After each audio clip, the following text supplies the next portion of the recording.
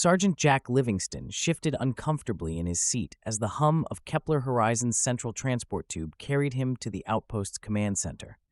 He adjusted his duty jacket, glancing down at the patch on his chest, a stylized eagle clutching a star, the emblem of the United States Space Force.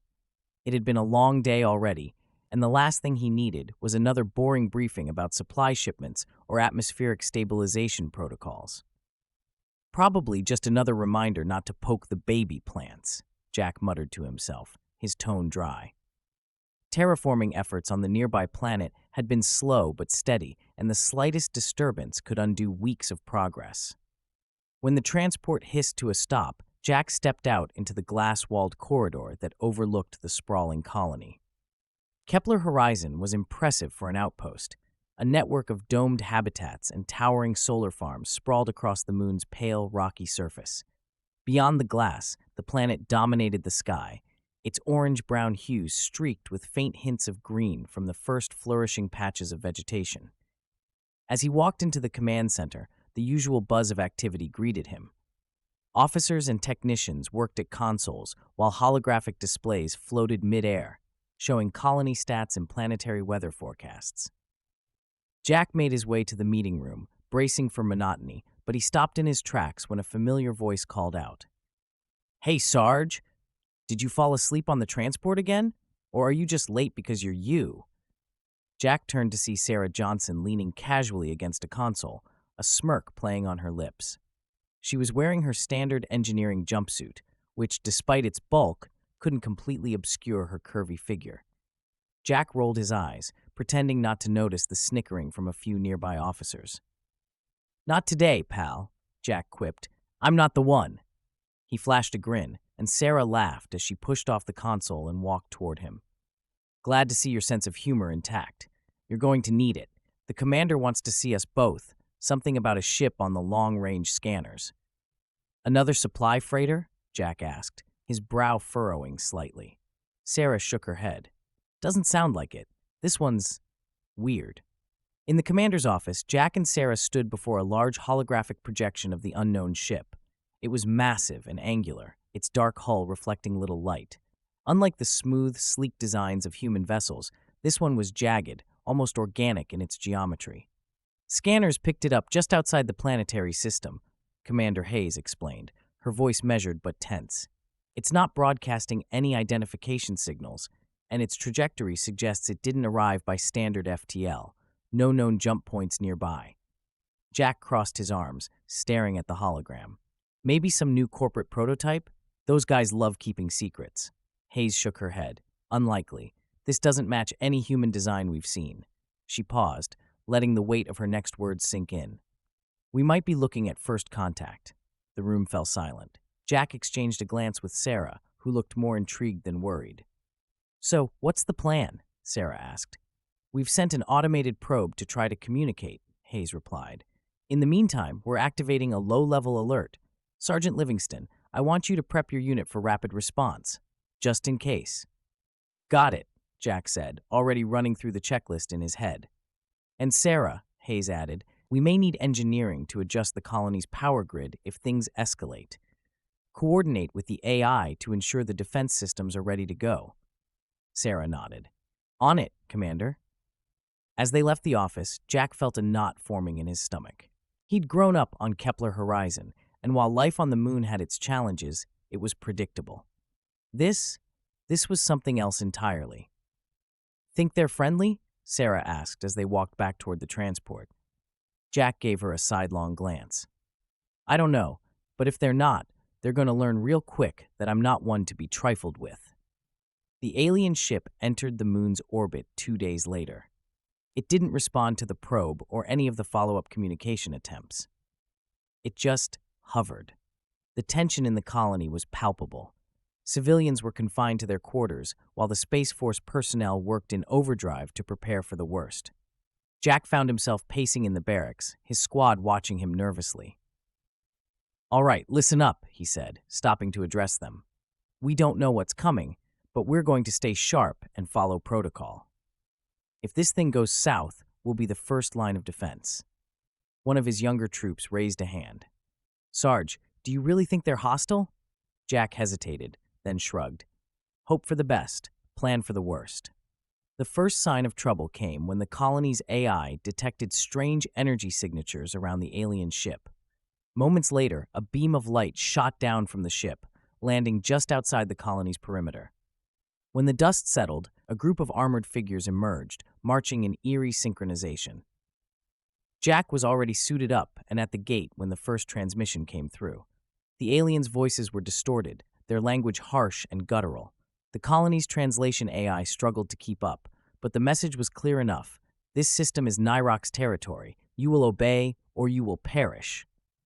Jack tightened his grip on his rifle, his pulse quickening. Not today, pal, he muttered under his breath. I'm not the one. Sarah's voice crackled through his earpiece. Jack, the colony's defenses are online. We can hold them off if it comes to that. Good, Jack replied, because I don't think they're here to negotiate. As the aliens advanced, Jack took a deep breath, readying himself for what was to come. He might not have asked for this fight, but he wasn't about to back down. This was his home, and he'd do whatever it took to protect it. Somewhere in the back of his mind, a faint, almost dreamlike sense of déjà vu tugged at him. It was as if he'd seen this moment before, played out in some distant memory, but there was no time to dwell on that now. The battle for Kepler Horizon was about to begin. The first shots echoed across the barren landscape outside Kepler Horizon's perimeter. Automated turret systems locked onto the advancing Nyrock soldiers, unleashing a barrage of energy bolts. Jack and his team crouched behind the reinforced gate, watching as the alien armor absorbed some of the blasts, but eventually gave way under the sustained fire. These guys are tougher than they look, Jack muttered, peeking through his scope to get a better view. The Nyrocks moved with mechanical precision, their semi-metallic suits glowing faintly at the joints. When one soldier fell, another stepped forward to take its place, seemingly unfazed by the loss. Where's that mining drone conversion we talked about? Jack barked into his comm. Still configuring them. Sarah's voice came back. Give me 5 more minutes. You've got 3, Jack snapped, before turning to his team. Stay sharp. We're holding this line. The Nyrocks were methodical, but the outpost defenses were no joke. The mining lasers, hastily repurposed into weapons, cut through the advancing forces with devastating precision. Jack felt a grim satisfaction as one of the aliens was sliced cleanly in half by a beam from the satellite array. Nice shot, he muttered. But the aliens weren't just walking targets. One of them raised an arm, firing a concentrated energy blast that obliterated a turret in a single hit. Another group began deploying small spider-like drones that skittered toward the colony's walls. Incoming, Jack shouted. Take out those crawlers. His team sprang into action, picking off the drones with pinpoint accuracy. But for every one they destroyed, 2 more seemed to take its place. Where's that backup, Sarah? Almost there. Sarah's voice crackled. And for the record, you're welcome in advance. Jack didn't have time to respond. One of the Nyrock soldiers broke through the outer perimeter, charging directly at his position. Jack raised his rifle, firing a burst of plasma rounds. The alien stumbled but kept coming. Not today, pal, Jack growled, drawing his combat knife as the alien closed the distance. The Nyrock swung a heavy arm, narrowly missing Jack's head. Jack ducked, driving the knife into the alien's exposed joint. Sparks flew, and the alien staggered before collapsing in a heap. Nice move, Sarge, one of his troops said, clearly impressed. Yeah, well, Jack said, catching his breath, I didn't come out here to play. Just as the tide seemed to be turning against them, a deafening roar filled the air. Jack looked up to see a fleet of mining drones descending from the hangar, their mechanical claws now equipped with cutting lasers and reinforced plating. Guess who's here to save your butt? Sarah's voice teased over the comm. Jack couldn't help but grin. About time, Johnson. The drones charged into the fray, tearing through the Nyrock's forces with brutal efficiency. The spider drones were crushed underfoot, while the larger Nyrock soldiers were blasted apart by concentrated laser fire. The battlefield was chaos, but the tide had turned in the humans' favor. Within minutes, the remaining Nyrocks retreated, their armored forms disappearing into the dust. Jack leaned against the gate, his chest heaving. That's right, he muttered. Run back to your weird spaceship. Back in the command center, the atmosphere was tense but triumphant. The first wave had been repelled, but everyone knew this was just the beginning. "You did good out there, Sarge," Sarah said, walking up to him. She handed him a water bottle, her jumpsuit still smudged with grease from the drone modifications. Jack took a long drink before replying. "Couldn't have done it without you. Those drones were a game changer." Sarah smiled, leaning against the console. "Yeah, well, I figured you'd need all the help you could get." Jack chuckled, then paused as he noticed a young technician whispering to his coworker while glancing at Sarah. The words, "Bump that thing into me," floated just loud enough for Jack to catch. Sarah, oblivious, turned to check a nearby screen, and Jack found his eyes drifting. The jumpsuit wasn't exactly flattering, but it couldn't hide the curve of her hips. He quickly looked away, feeling a flush of guilt. "Get it together, Livingston," he muttered to himself. Sarah turned back to him. "What's up?" "Nothing," Jack said quickly, "just thinking about the next wave." "Right," Sarah said, her tone sobering. "They'll be back, won't they?" "Yeah," Jack admitted, "and next time, they'll hit us harder." That night, Jack lay in his bunk, unable to sleep. His mind was racing, not just from the battle, but from something deeper, something he couldn't quite explain. When he finally drifted off, the dreams came again. They were vivid, almost too real. He saw the Nyrox, their jagged forms moving through the outpost's corridors. He saw himself fighting them, anticipating their every move. And he saw something else, an image that didn't make sense. A massive, pulsating structure buried deep beneath the surface of the planet, sending out waves of energy. He woke with a start, his heart pounding. For a moment, he wasn't sure where he was. Then the familiar hum of the outpost systems brought him back to reality. "Just a dream," he muttered, running a hand through his hair. But deep down, he knew it wasn't that simple. By morning, Jack was back in the command center, going over plans with Commander Hayes. Sarah was there too, her usual cheerful demeanor tempered by the weight of the situation. "Whatever's controlling those things," Jack said, pointing to a schematic of the Nyrox, "it's not on that ship. I think it's coming from the planet." "Based on what?" Hayes asked, her brow furrowed. Jack hesitated. "Call it a hunch." Sarah glanced at him, her eyes narrowing slightly. "Jack, you've been having those dreams again, haven't you?" Jack met her gaze, but didn't answer. "Look," he said, turning back to Hayes. "I know it sounds crazy, but we need to check out the surface. If there's something down there, it could be the key to stopping this." Hayes sighed. "All right, Sergeant, but you're taking a team. I'm not risking you going down there alone." "Wouldn't dream of it," Jack said.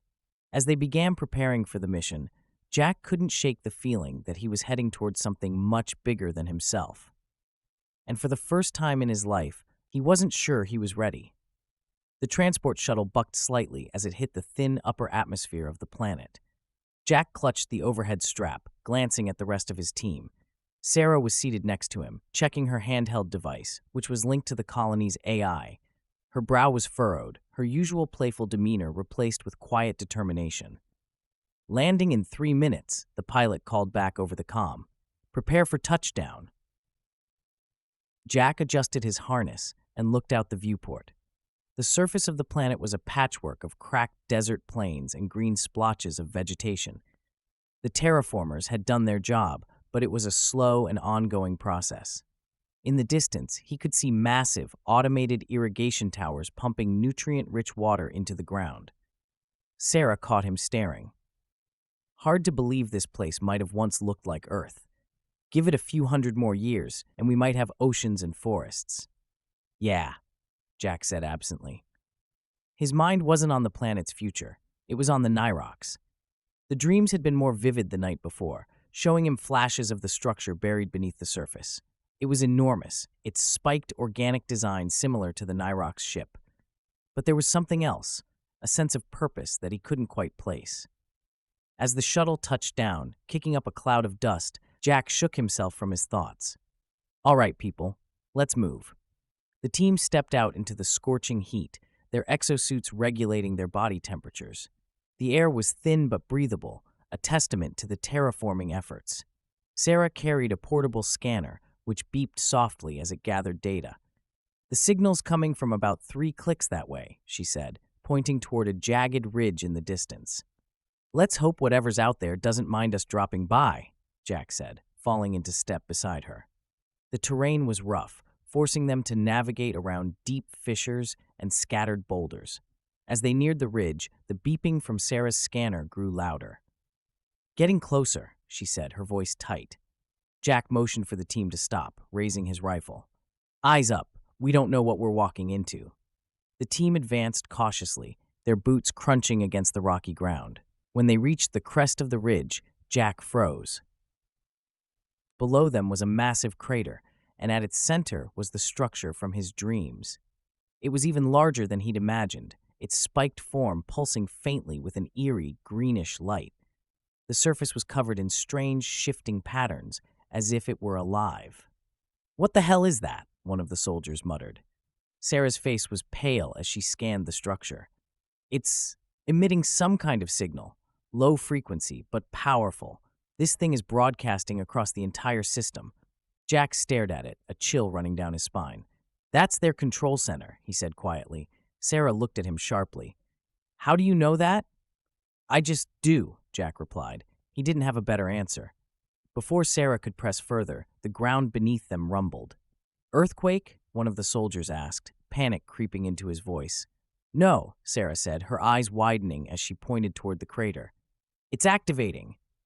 The structure's pulsing light intensified, and moments later, several Nyrox soldiers emerged from hidden alcoves around the crater.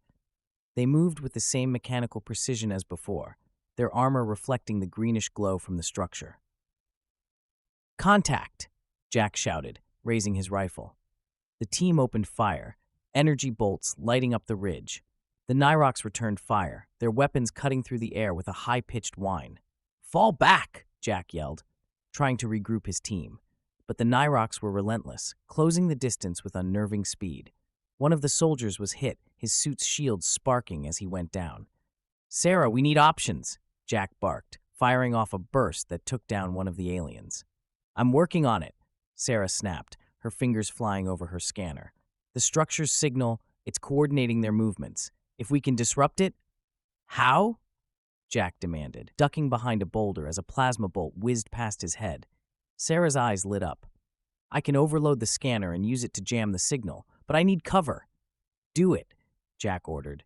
"Team, focus fire on the Nyrox. Keep them off Sarah." The team rallied, pouring their firepower into the advancing aliens. Jack stayed close to Sarah, his rifle spitting energy bolts as she worked frantically on her scanner. "Almost there," she muttered, sweat dripping down her face. The ground shook again, and Jack glanced toward the structure. Its light was growing brighter, the patterns on its surface accelerating. "Whatever you're doing, do it faster," he said. "Got it," Sarah shouted. She activated the scanner, which emitted a high-pitched whine before discharging a burst of energy. The effect was immediate. The Nyrox soldiers froze mid-step, their armor sparking as they collapsed like marionettes with their strings cut. Jack stared at the lifeless forms, his chest heaving. "What just happened?" "I disrupted the control signal," Sarah said, her voice shaky. "They're drones, Jack. They're not alive." Jack felt a sinking feeling in his gut. Then who's controlling them? Sarah didn't answer, her eyes fixed on the structure. "We need to find out." As the team approached the structure, the air around it seemed to hum with energy. Jack felt a strange sensation, like a faint pressure at the back of his mind. "You okay?" Sarah asked, noticing his unease. "Yeah," Jack said, though he wasn't sure it was true. When they reached the base of the structure, Sarah began scanning it again. "The signal's coming from deep inside," she said. "There's an entrance here, but it's sealed." Jack stepped forward, running his hand over the surface. It was smooth and cool to the touch, but he felt a faint vibration beneath his fingertips. As if in response, the structure emitted a low tone, and a doorway began to open. Jack turned to Sarah. "I guess we're invited in." Sarah hesitated, then nodded. "Let's find out what we're dealing with." As they stepped into the structure, Jack couldn't shake the feeling that they were being watched. The walls seemed to pulse with the same greenish light, and the air was thick with an almost tangible sense of menace. Whatever was waiting for them inside, Jack knew one thing for sure. This was far from over. The air inside the structure was stifling, heavy with an almost metallic tang that made it hard to breathe. Jack led the team cautiously, his rifle at the ready. The interior was an unsettling blend of organic and mechanical. The walls were alive with shifting patterns, glowing faintly as if responding to their presence. "This place gives me the creeps," muttered Private Decker, one of the younger soldiers. "Focus," Jack said. His voice was steady, but the knot in his stomach tightened with each step deeper into the alien structure. Sarah stayed close behind him, her handheld scanner glowing with data. "The signal's stronger here," she whispered. "It's coming from below us." "How far down?" Jack asked. Sarah glanced at her screen. "Hard to say, but it's deep. Whatever's powering this thing is massive." The corridor narrowed, forcing them to move single file. Jack motioned for the team to spread out, keeping their eyes on the walls and ceiling. The hum of the structure grew louder, resonating through their suits. "Hey, Sarge," Sarah said quietly, "you ever think about how none of this should exist?" Jack glanced back at her. "What do you mean?" "FTL travel, terraforming, building a colony on a moon, that's all supposed to make us the advanced species, right? But this?" She gestured at the walls. "This is centuries, maybe millennia, ahead of anything we've got, and we've never even seen anything like it until now." Jack nodded, understanding her unease. "Yeah, well, advanced or not, they're the ones who picked a fight. Let's see how advanced they are after we blow this thing to hell." Sarah smirked despite herself. Classic Jack Livingston solution. If it's weird, shoot it or blow it up. "Works every time," Jack said with a wink. The corridor opened into a vast chamber, its ceiling so high it disappeared into darkness. In the center was a massive, pulsating orb suspended in midair, connected to the walls by a network of shimmering tendrils.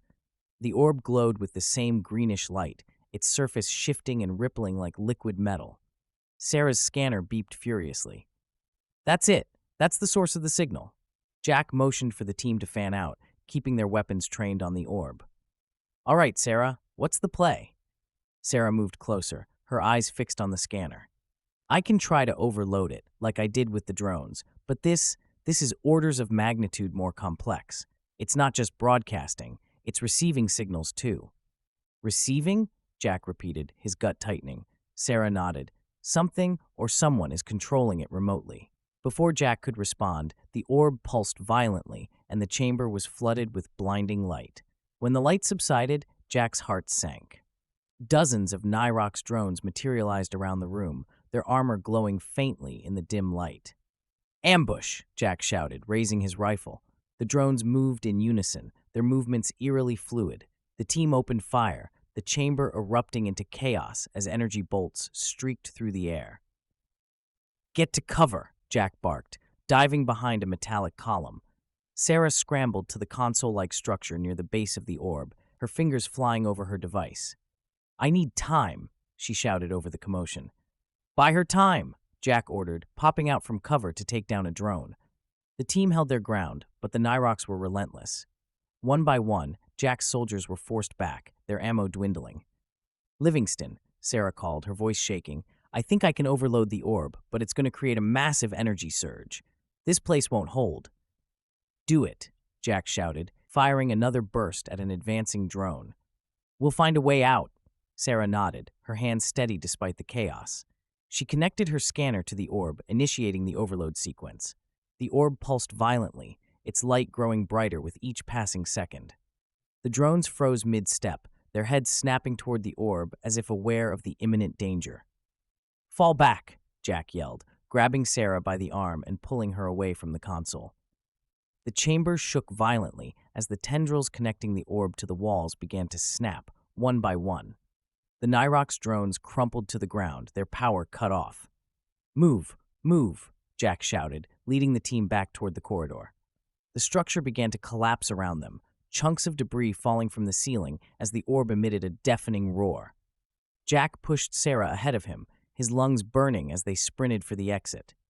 "Keep going," he yelled, glancing back to see the orb implode, sending a shockwave rippling through the chamber. They barely made it out before the entire structure collapsed, a massive plume of dust and debris erupting into the air. The ground shook beneath their feet, and Jack threw himself over Sarah to shield her from the blast. When the dust settled, Jack sat up, coughing. "Everyone okay?" A series of groans and affirmative responses came over the comm. Sarah rolled onto her back, gasping for air. Jack, remind me never to let you talk me into something like this again. Jack grinned, his face smeared with dust. You love it. She punched his shoulder weakly. Shut up. Back at the colony, Jack and Sarah sat in the debriefing room with Commander Hayes. The mood was tense, the events of the mission still fresh. The good news, Sarah began, is that the signal is gone. Whatever was controlling the Nyrox, it's offline now. And the bad news? Hayes asked, her tone sharp. Sarah hesitated, glancing at Jack. We didn't destroy the source. We just severed the connection. What does that mean? Hayes pressed. It means there's something else out there, Jack said. Something bigger. The drones, the structure, that was just a tool. Whoever's behind this is still out there, watching. Hayes leaned back in her chair, her expression grim. Then we've only delayed the inevitable. Jack nodded. Yeah, but when they come back, we'll be ready. Sarah smirked, her confidence returning. Damn right we will. They've got no idea who they're messing with. Jack chuckled, his mind already racing with plans for the next fight. For the first time in his life, he felt like he was exactly where he needed to be. And as he glanced at Sarah, he couldn't help but notice the way her jumpsuit hugged her figure as she leaned over the table. You've got quite the dump truck, he muttered under his breath.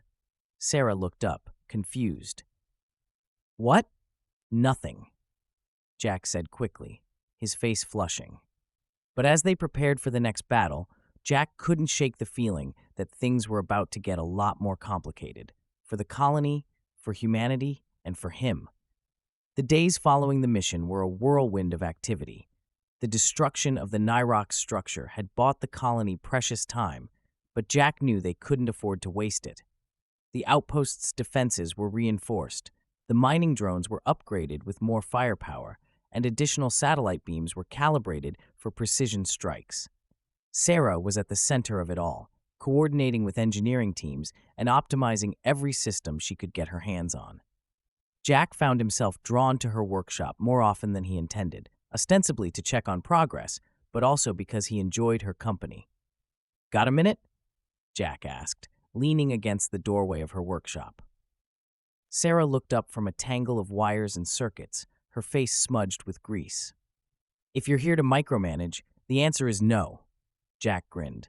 Relax, I just came to see how you're doing. That, and the commander wants an update on the new drone prototypes. Sarah wiped her hands on a rag and gestured for him to follow her. She led him to a row of mining drones, their mechanical limbs bristling with newly installed weapons. These babies are the Mark V, she said, patting one of the drones. Reinforced armor, increased mobility, and enough firepower to make even you look competent in a fight. Jack laughed. I'll take that as a compliment, Sarah smirked. You should. These drones are going to be a game changer. Jack studied her for a moment, noticing the way her hair stuck out from under her headband, the way her eyes lit up when she talked about her work. He cleared his throat, forcing himself to focus. Good work, Sarah. We're lucky to have you. Sarah gave him a mock bow. I know, but if you really want to thank me, how about buying me a drink when this is all over? Jack raised an eyebrow. Are you asking me out? Sarah laughed, brushing past him. Don't flatter yourself, Sarge. It's just a drink between friends. But the teasing tone in her voice lingered, and Jack couldn't help but wonder if there was more to it. That night, the dreams returned. Jack was back in the alien structure, but this time he wasn't alone. A shadowy figure stood at the edge of his vision, watching him. You think you've won, the figure said, its voice echoing in his mind. But this is only the beginning. Jack woke in a cold sweat, his heart pounding. The sense of déjà vu was stronger than ever, and he couldn't shake the feeling that the dreams were more than just his subconscious playing tricks on him. When he arrived at the command center the next morning, Sarah was already there, reviewing satellite scans. She looked up as he entered, her expression serious. You look like hell, she said. Bad night? Yeah, Jack admitted, running a hand through his hair. The dreams are getting worse. Sarah frowned. You really think they mean something? Jack hesitated. I don't know, but I can't ignore them anymore. Sarah sighed, pulling up a holographic map of the planetary system. Well, if there's something out there, we'll find it. The satellites picked up a faint energy signature about 20 light minutes from here. It's weak, but it's consistent with the signal from the structure.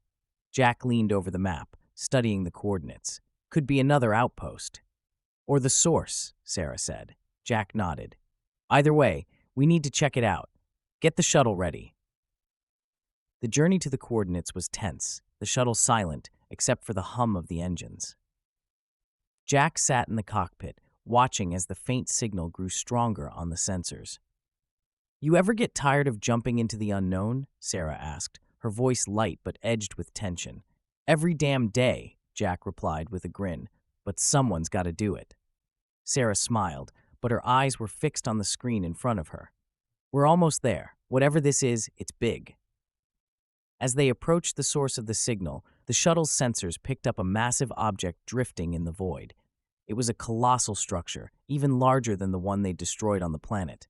Its surface was covered in the same shifting patterns, but this time, it wasn't dormant. It's active, Sarah said, her voice barely above a whisper. Jack clenched his fists. Then we take it offline, for good. As the shuttle moved closer, a swarm of Nyrox drones emerged from the structure, their metallic forms glinting in the starlight. Looks like they were expecting us, Jack muttered, gripping the controls. Sarah activated the shuttle's defense systems, and the battle began. The drones were fast, but the shuttle's automated turrets managed to take out several before they could get too close.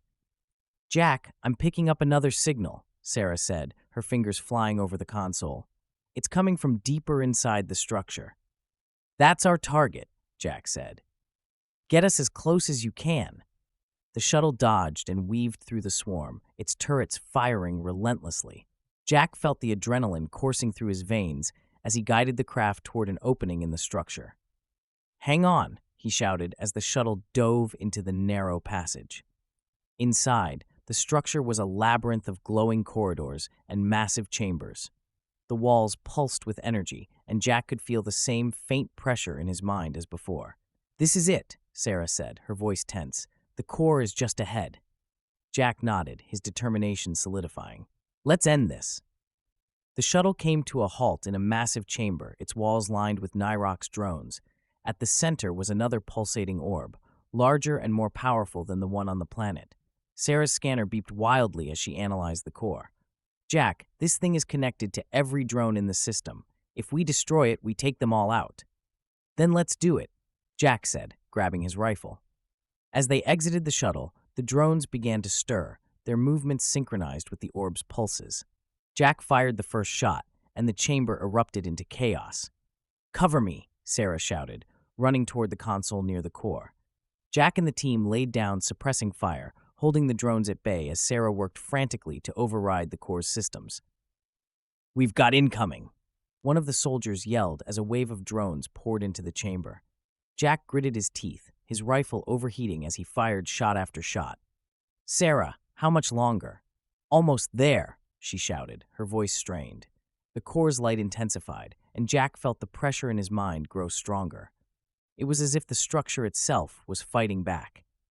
I've got it, Sarah yelled. But we need to get out of here now. Jack didn't hesitate. Fall back to the shuttle. The team retreated under heavy fire, the chamber shaking violently as the core began to overload. The shuttle rocketed out of the structure just as the core detonated, sending a shockwave rippling through space.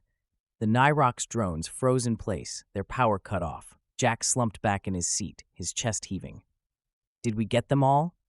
Sarah checked the sensors, a slow smile spreading across her face. Yeah, we got them.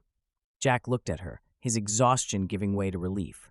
Nice work, Sarah, she grinned. You're welcome, Sarge. As the shuttle headed back to the colony, Jack couldn't shake the feeling that this wasn't the end. But for now, they had won, and for the first time in a long time, he allowed himself to hope. Back at Kepler Horizon, the mood was cautiously optimistic. The destruction of the second core had crippled the Nyrox network, leaving no trace of their drones in the system. Jack and his team were hailed as heroes, their efforts celebrated by the colony's residents. But Jack couldn't shake the nagging feeling that something was still unresolved. In the command center, Sarah leaned back in her chair, her face illuminated by the glow of her monitor. Jack stood nearby, arms crossed as he stared at the holographic map of the system. It's too quiet, he muttered. Sarah glanced at him. You always find a reason to worry, don't you? Jack shrugged. It's not paranoia if they're actually out to get us. Sarah rolled her eyes, but didn't argue. The satellites haven't picked up anything new. No signals, no ships, nothing. For now, we're in the clear. Jack nodded, but his mind wandered back to the dreams. They had stopped since the core's destruction, but the shadowy figure's words lingered in his thoughts. This is only the beginning. Jack, Sarah said, her voice softer, you should take a break. Get some rest. Jack raised an eyebrow. You're telling me to rest? You've been in here for hours. Yeah, well, someone's got to make sure you don't do anything stupid, Sarah said with a smirk. Jack chuckled. Come on, let's grab that drink you mentioned. Sarah hesitated, then smiled. All right, but if you're buying, I'm getting the good stuff. The colony's main rec hall was buzzing with activity, the tension of recent events giving way to laughter and music.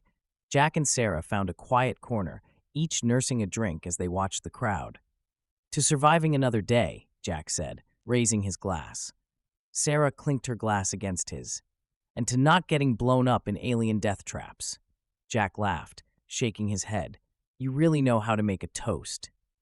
They fell into a comfortable silence, the noise of the room fading into the background. Jack found his eyes wandering to Sarah again, noticing the way her laughter lit up her face, the way she leaned back in her chair with an easy confidence. He cleared his throat. You know, you've been incredible through all this. I don't think we would have made it without you. Sarah looked at him, surprised. Jack Livingston, are you being sentimental? Don't get used to it, Jack said with a grin. Sarah smiled, but there was a softness in her eyes that Jack hadn't seen before. Thanks, Jack. That means a lot. For a moment, neither of them said anything. Then, from across the room, they heard a familiar voice. Damn, Johnson's got quite the dump truck. Jack stiffened, his face flushing as he turned to see a group of off-duty soldiers laughing among themselves. Sarah followed his gaze, her brow furrowing. What are they talking about? She asked. Jack hesitated, then shook his head. Nothing, just ignore them. But Sarah didn't let it go. No, seriously, what? She stopped as understanding dawned on her face. Her cheeks turned pink, and she gave Jack a sidelong look. Wait. Have you been noticing my... She trailed off, her expression a mix of amusement and embarrassment. Jack held up his hands defensively. Look, I didn't say anything. They're the ones. Sarah burst out laughing, cutting him off. Oh my God, Jack, you're hopeless. Jack groaned, rubbing his temples. Can we pretend this conversation never happened? Sarah wiped a tear from her eye, still laughing. Not a chance. The next morning, Jack's calm buzzed him awake. He groaned, sitting up in his bunk as Sarah's voice came through the line. Jack, get to the command center. Now. Her tone was all business, and Jack's heart sank. On my way. When he arrived, the room was a flurry of activity. Sarah stood by the main console, her face pale as she stared at the holographic map. What's going on? Jack asked. Sarah pointed to the screen. We picked up a new signal. It's faint, but it's not like anything we've seen before. Jack frowned, studying the map. The signal was coming from deep space, far beyond the range of the Nyrox network they had dismantled. Could it be another core? He asked. Sarah shook her head. No, this is different. It's directional, like a message. Jack's stomach turned. A message to who? Us, Sarah said grimly. And it's not alone. As she spoke, the map lit up with dozens of new signals, each one growing stronger by the second. Jack stared at the screen, his mind racing. Get the commander. We need to prepare for. The colony's alert system blared, cutting him off. Unidentified vessels entering the system, the AI announced. Hostile configuration detected. Sarah looked at Jack, her face tense but determined. Looks like the Nyrox weren't the only ones. Jack grabbed his comm, already barking orders. Get everyone to their stations. I want the mining drones prepped and the satellites online. If they want to fight, we'll give them one. As the command center erupted into chaos, Jack felt a familiar surge of adrenaline. The calm was over, and the storm was here. But this time, he wasn't afraid. He glanced at Sarah, who was already coordinating the defenses with the engineering teams, and felt a flicker of hope. They'd faced impossible odds before. They could do it again. Let's show them what humanity's made of, Jack muttered, gripping his rifle as the first enemy ships appeared on the screen. The battle for Kepler Horizon had only just begun. The enemy ships entered Kepler Horizon's system with ruthless precision. They were unlike anything Jack had seen before, sleek, black as obsidian, and bristling with weapons. The colony's satellites zoomed in, projecting detailed images into the command center. Each vessel was angular and sharp, almost insect-like, with glowing red cores that pulsed rhythmically as if alive. "These aren't Nyrox," Sarah said, her voice taut as she analyzed the data. "Their energy signatures are entirely different, and they're organic?" "Organic?" Jack asked, gripping the edge of the console. "Like alive?" "Partially," Sarah replied, her fingers flying over the keyboard. "It looks like they've fused technology with biology. Whatever these things are, they're way beyond the Nyrox drones." Commander Hayes entered the room, her face a mask of calm authority. "Status report," Jack straightened. 12 enemy ships have entered the system. They're heading straight for us, ETA 15 minutes. Defense systems are online, and the mining drones are prepped, but we don't know what we're dealing with." Hayes nodded, her jaw tightening. "Then we'll learn fast. Sergeant, I want you on the front line. Coordinate with the drone teams and keep them in formation. Johnson, stay here and manage the defense grid." "Yes, ma'am," Jack and Sarah said in unison. As Jack turned to leave, Sarah grabbed his arm. "Be careful out there, Jack." Jack gave her a small smile. "Always am." The first volley came before the enemy ships even entered orbit. Bright red beams shot from the alien vessels, slamming into the colony's energy shield. The entire outpost trembled under the impact, and alarms blared throughout the base. "Shields holding at 84%, the AI reported. Jack stood on the command platform overlooking the drone hangar, his comm buzzing with reports. "Deploy the drones, focus fire on the lead ships, and keep them away from the colony." The mining drones, now fully weaponized, swarmed into the air like an army of mechanical wasps. Their laser cutters and plasma cannons lit up the sky as they engaged the alien vessels. "Target locked," one of the drone pilots reported. "Firing now." A concentrated burst from the drones struck the lead enemy ship, causing its red core to flicker. For a moment, Jack felt a surge of hope. Then the ship retaliated. A wave of energy erupted from the vessel, obliterating half the drone squadron in a single hit. The remaining drones scrambled to regroup, but the alien ships pressed their attack, their weapons slicing through the defensive line like a hot knife through butter. "Shields down to 52%, the AI announced. Jack clenched his fists, shouting into his comm, "Fall back to the secondary line. Don't let them breach the perimeter." In the command center, Sarah watched the battle unfold, her mind racing. The colony's defenses were holding, for now, but it was clear they couldn't withstand a prolonged assault. "AI, give me a detailed scan of those ships," she ordered. The AI complied, projecting a three-dimensional image of one of the enemy vessels. Sarah studied it intently, her eyes narrowing as she noticed a faint fluctuation in the energy readings around the red core. "Jack," she said, activating her comm, "I think I found a weakness. Their cores, they're not just power sources. They're controlling the ships. If we take out the cores, the whole thing goes down." Jack's voice crackled through the line. "How do we hit them? Those things are like flying tanks." Sarah bit her lip, her mind working furiously. Then she spotted a solution. The satellite defense array. If we recalibrate the main beam, we can fire a precision strike directly at the cores. "You can do that?" Jack asked. Sarah smirked. "I'm not one to be trifled with, remember?" "All right," Jack said. "Do it. I'll keep them busy." While Sarah worked on recalibrating the satellite, Jack led the remaining drones in a counterattack. The enemy ships were relentless, their weapons tearing through the colony's defenses. But Jack refused to back down. "Not today, pal," he shouted, firing a volley of plasma rounds at one of the ships. The rounds struck the ship's core, causing it to falter. It wasn't enough to destroy it, but it bought them precious seconds. "Livingston," Sarah's voice came through the comm. "The satellite's ready. I need you to lure the lead ship into position." Jack glanced at the tactical map. The lead ship was circling back for another attack run. If they timed it right, they could hit it before it reached the colony. "Copy that," Jack said. "Everyone, focus fire on the lead ship. We need to draw it in." The drones swarmed the vessel, peppering it with fire. The alien ship veered toward them, its core glowing brighter as it prepared to unleash another wave of energy. "Hold it steady," Sarah urged. Jack watched as the satellite beam powered up, a blinding white light building at its center. "Now," Sarah shouted. The beam fired, cutting through space like a spear of pure energy. It struck the enemy ship's core dead center, and for a moment, everything seemed to freeze. Then the core exploded, sending a shockwave through the battlefield. The remaining alien ships faltered, their movements becoming erratic. "They're losing cohesion," Sarah exclaimed. "Press the attack," Jack ordered. The drones surged forward, targeting the weakened ships. One by one, the alien vessels fell, their cores shattering under the onslaught.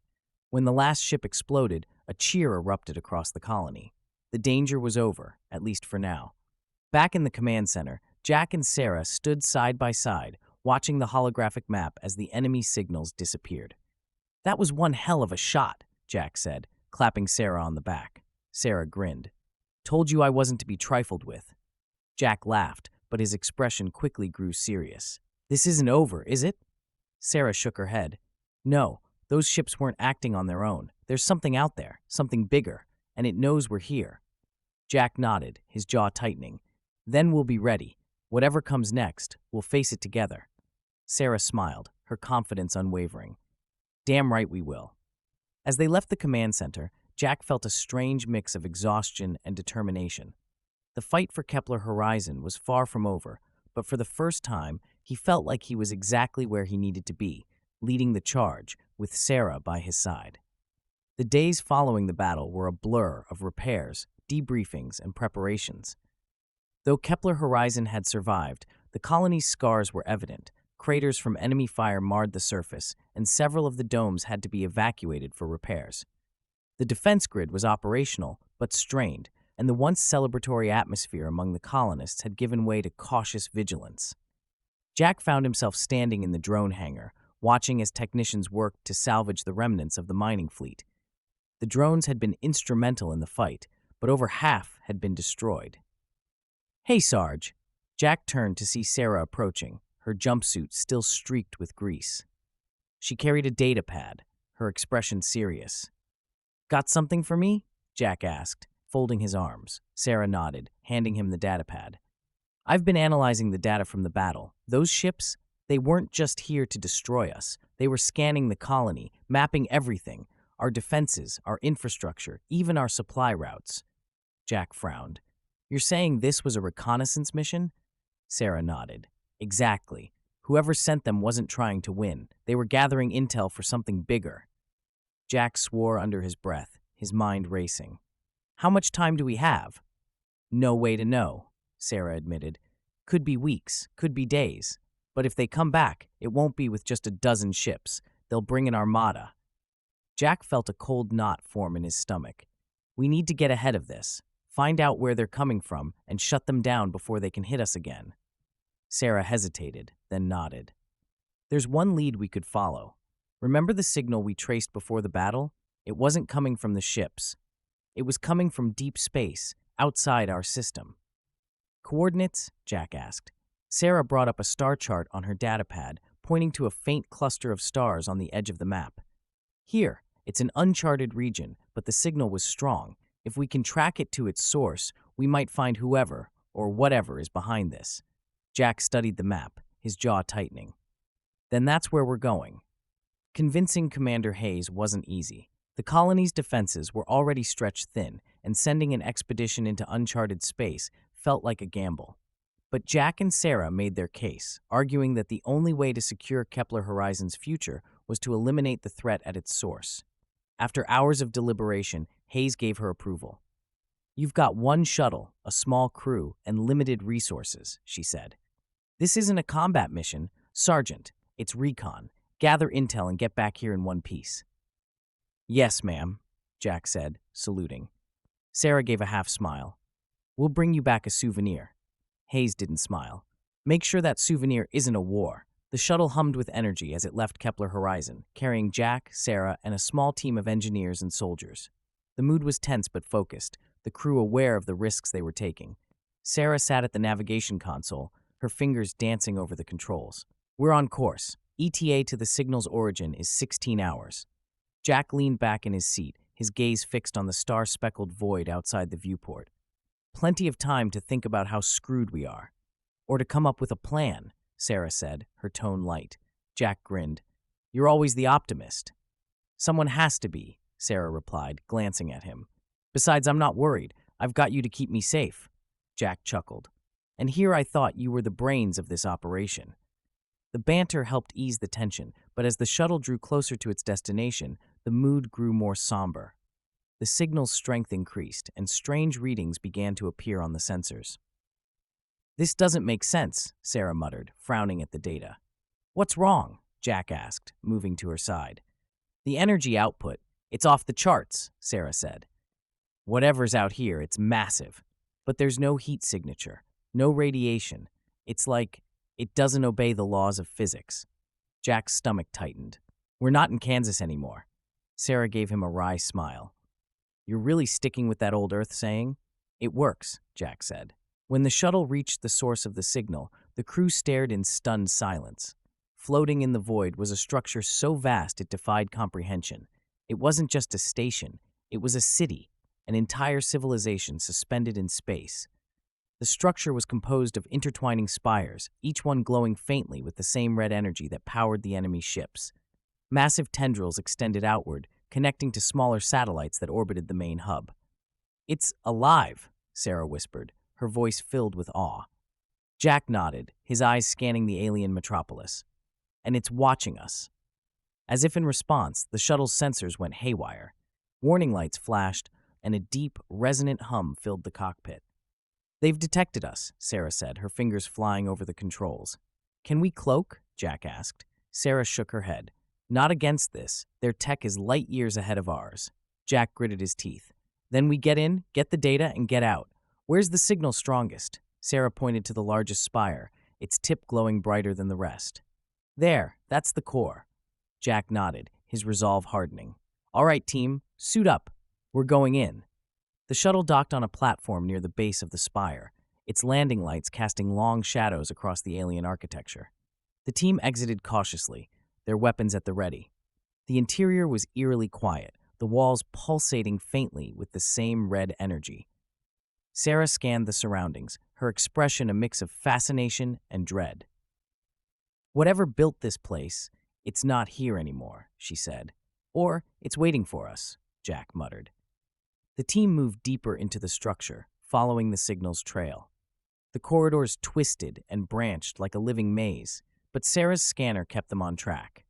When they reached the core, they found themselves in a massive chamber, its walls lined with glowing orbs that pulsed in unison. At the center was a towering monolith, its surface covered in alien symbols. Sarah's scanner beeped wildly. This is it, the source of the signal. Jack motioned for the team to hold their positions. All right, Sarah, do your thing. As Sarah approached the monolith, the chamber began to hum with energy. The orbs on the walls glowed brighter, and a deep voice echoed through the room. You dare trespass in our domain? The voice was unlike anything Jack had heard before. Layered, ancient, and filled with a cold, calculating menace. Sarah froze, her eyes wide. Jack, that's not a recording. Jack stepped forward, his rifle raised. Who are you? What do you want? The voice laughed, a sound that sent chills down Jack's spine. We are the architects of your extinction, it said, and you are already too late. The monolith began to glow, and the chamber shook violently. Jack grabbed Sarah, pulling her back as the energy surged around them. Fall back, he shouted. As the team retreated, the monolith's light filled the chamber, and Jack felt a familiar pressure in his mind, like the dreams, but more intense. This time, the enemy wasn't just watching. It was coming. The glow of the monolith filled the chamber with a blinding light as the deep, menacing hum grew louder. Jack pulled Sarah behind him, shielding her from the crackling energy surging through the room. We need to move, Jack barked, waving to the rest of the team. The walls began to shift, the once still architecture coming alive as if the city itself was reacting to their presence. Tendrils of glowing red energy sprouted from the floor and walls, twisting and writhing toward the team. Go, go, go, Jack shouted. The team sprinted back the way they came, their boots pounding against the smooth alien floor. The tendrils followed, growing faster and more aggressive, slicing through the air like living whips. Sarah, what the hell was that voice? Jack yelled as they ran. It's them, Sarah panted, clutching her scanner. The real enemy. They're using the city as a conduit. It's not just a building, it's part of them. Jack swore under his breath. That's great. Any idea how we stop it? I was working on that before you dragged me out, Sarah snapped, ducking as a tendril lashed out inches from her head. Next time, I'll let you get vaporized. Jack shot back, firing a burst from his rifle to slow the pursuing tendrils. The team reached the docking platform, but the shuttle was no longer intact. Tendrils of red energy had pierced its hull, ripping it apart like paper. We're trapped, one of the soldiers shouted, panic creeping into his voice. Jack scanned the area, his mind racing. There's always a way out. Sarah, options? Sarah's eyes darted around, her scanner beeping frantically. There, secondary docking ring, 50 meters to the right. Jack spotted the ring, a faintly glowing structure that looked intact. Move! The team sprinted toward the ring, dodging tendrils as they lashed out from the walls and floor. One soldier wasn't quick enough. A tendril wrapped around his leg, yanking him backward. Help! He screamed. Jack turned, firing his rifle into the tendril until it released its grip. He grabbed the soldier, hauling him to his feet. Keep moving! They reached the secondary docking ring just as the tendrils closed in. Sarah activated the docking controls, and a sleek alien shuttle descended from the ceiling. Its design similar to the enemy ships they'd faced before. Think you can fly that thing? Jack asked, his voice tight. Sarah gave him a shaky grin. I'm an engineer, not a pilot, but how hard can it be? Let's hope you're right, Jack shouted as the team piled into the alien shuttle. The alien shuttle hummed to life as Sarah activated its controls. The interior was strange but intuitive, its systems responding almost instinctively to her touch. Hang on, Sarah shouted as the shuttle lifted off. The tendrils lashed out, trying to grab the craft, but Sarah maneuvered it with surprising skill, weaving through the collapsing docking platform. The city's spires began to crumble, sending debris cascading around them. What's happening? Jack demanded, bracing himself against the wall.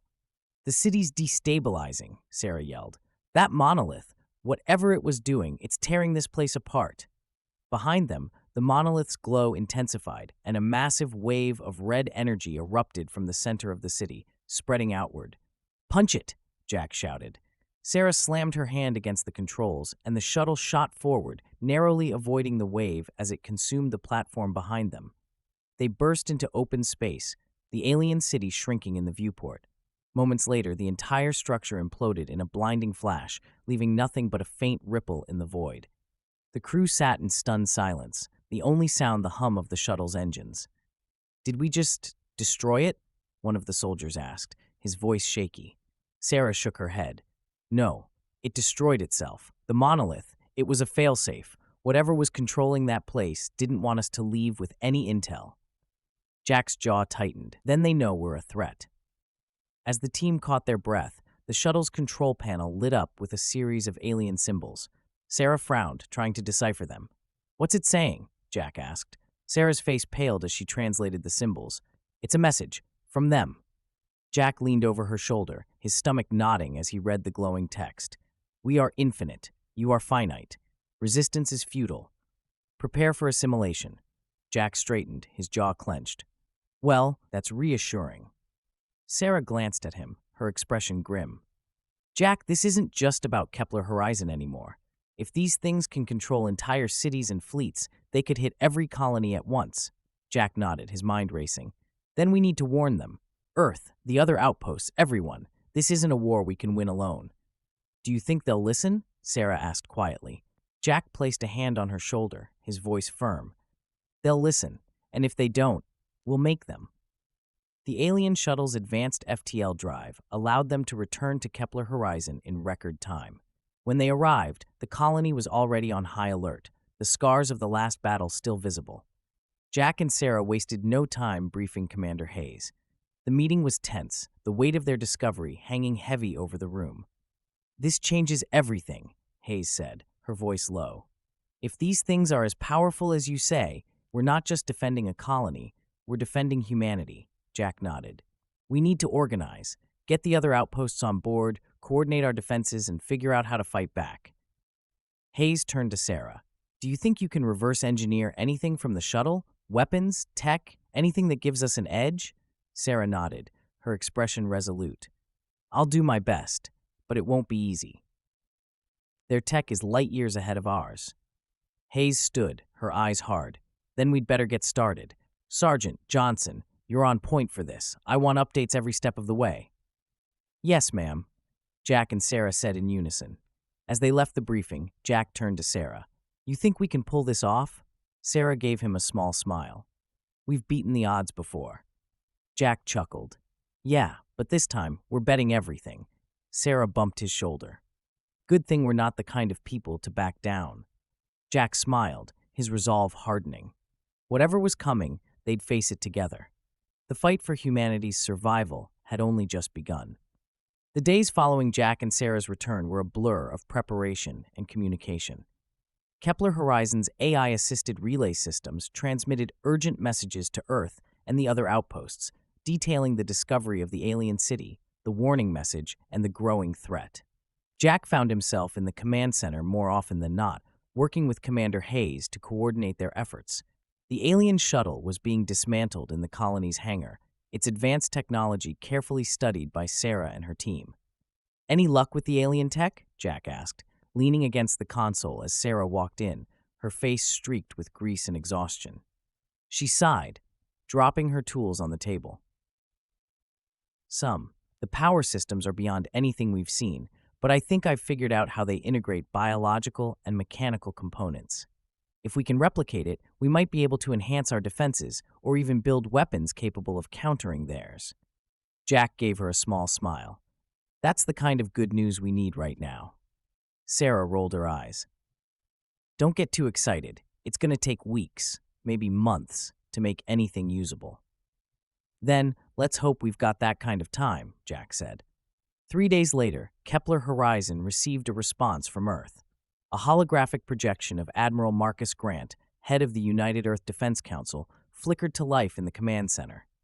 Commander Hayes, Sergeant Livingston, the Admiral began, his tone grave. We've reviewed your report. If what you're saying is true, this could be the most significant threat humanity has ever faced. It's true, Hayes said firmly. The evidence is undeniable. These things aren't just another alien species. They're a civilization-spanning force, and they're coming for us. Admiral Grant nodded slowly. We've already begun mobilizing fleets and upgrading our planetary defenses, but it's clear that conventional strategies won't be enough. We'll need every outpost working together on this. What about Kepler Horizon? Jack asked. We're the closest to the threat. If they hit us again, we'll need reinforcements. You'll get them, Grant promised. I'm dispatching 2 battlecruisers to your sector, along with a team of specialists to assist with reverse engineering the alien technology. But understand this, we're spread thin. If the enemy attacks multiple outposts simultaneously, we won't be able to protect everyone. Jack's jaw tightened. Then we make sure they don't get the chance. Under Hayes' leadership, Kepler Horizon became the nerve center of humanity's efforts to combat the alien threat. Engineers worked around the clock to fortify the colony, while Sarah's team made significant progress on integrating alien tech into their defenses. One of their breakthroughs came when Sarah managed to reverse engineer a piece of the alien shuttle's propulsion system, creating a prototype weapon capable of firing concentrated bursts of energy.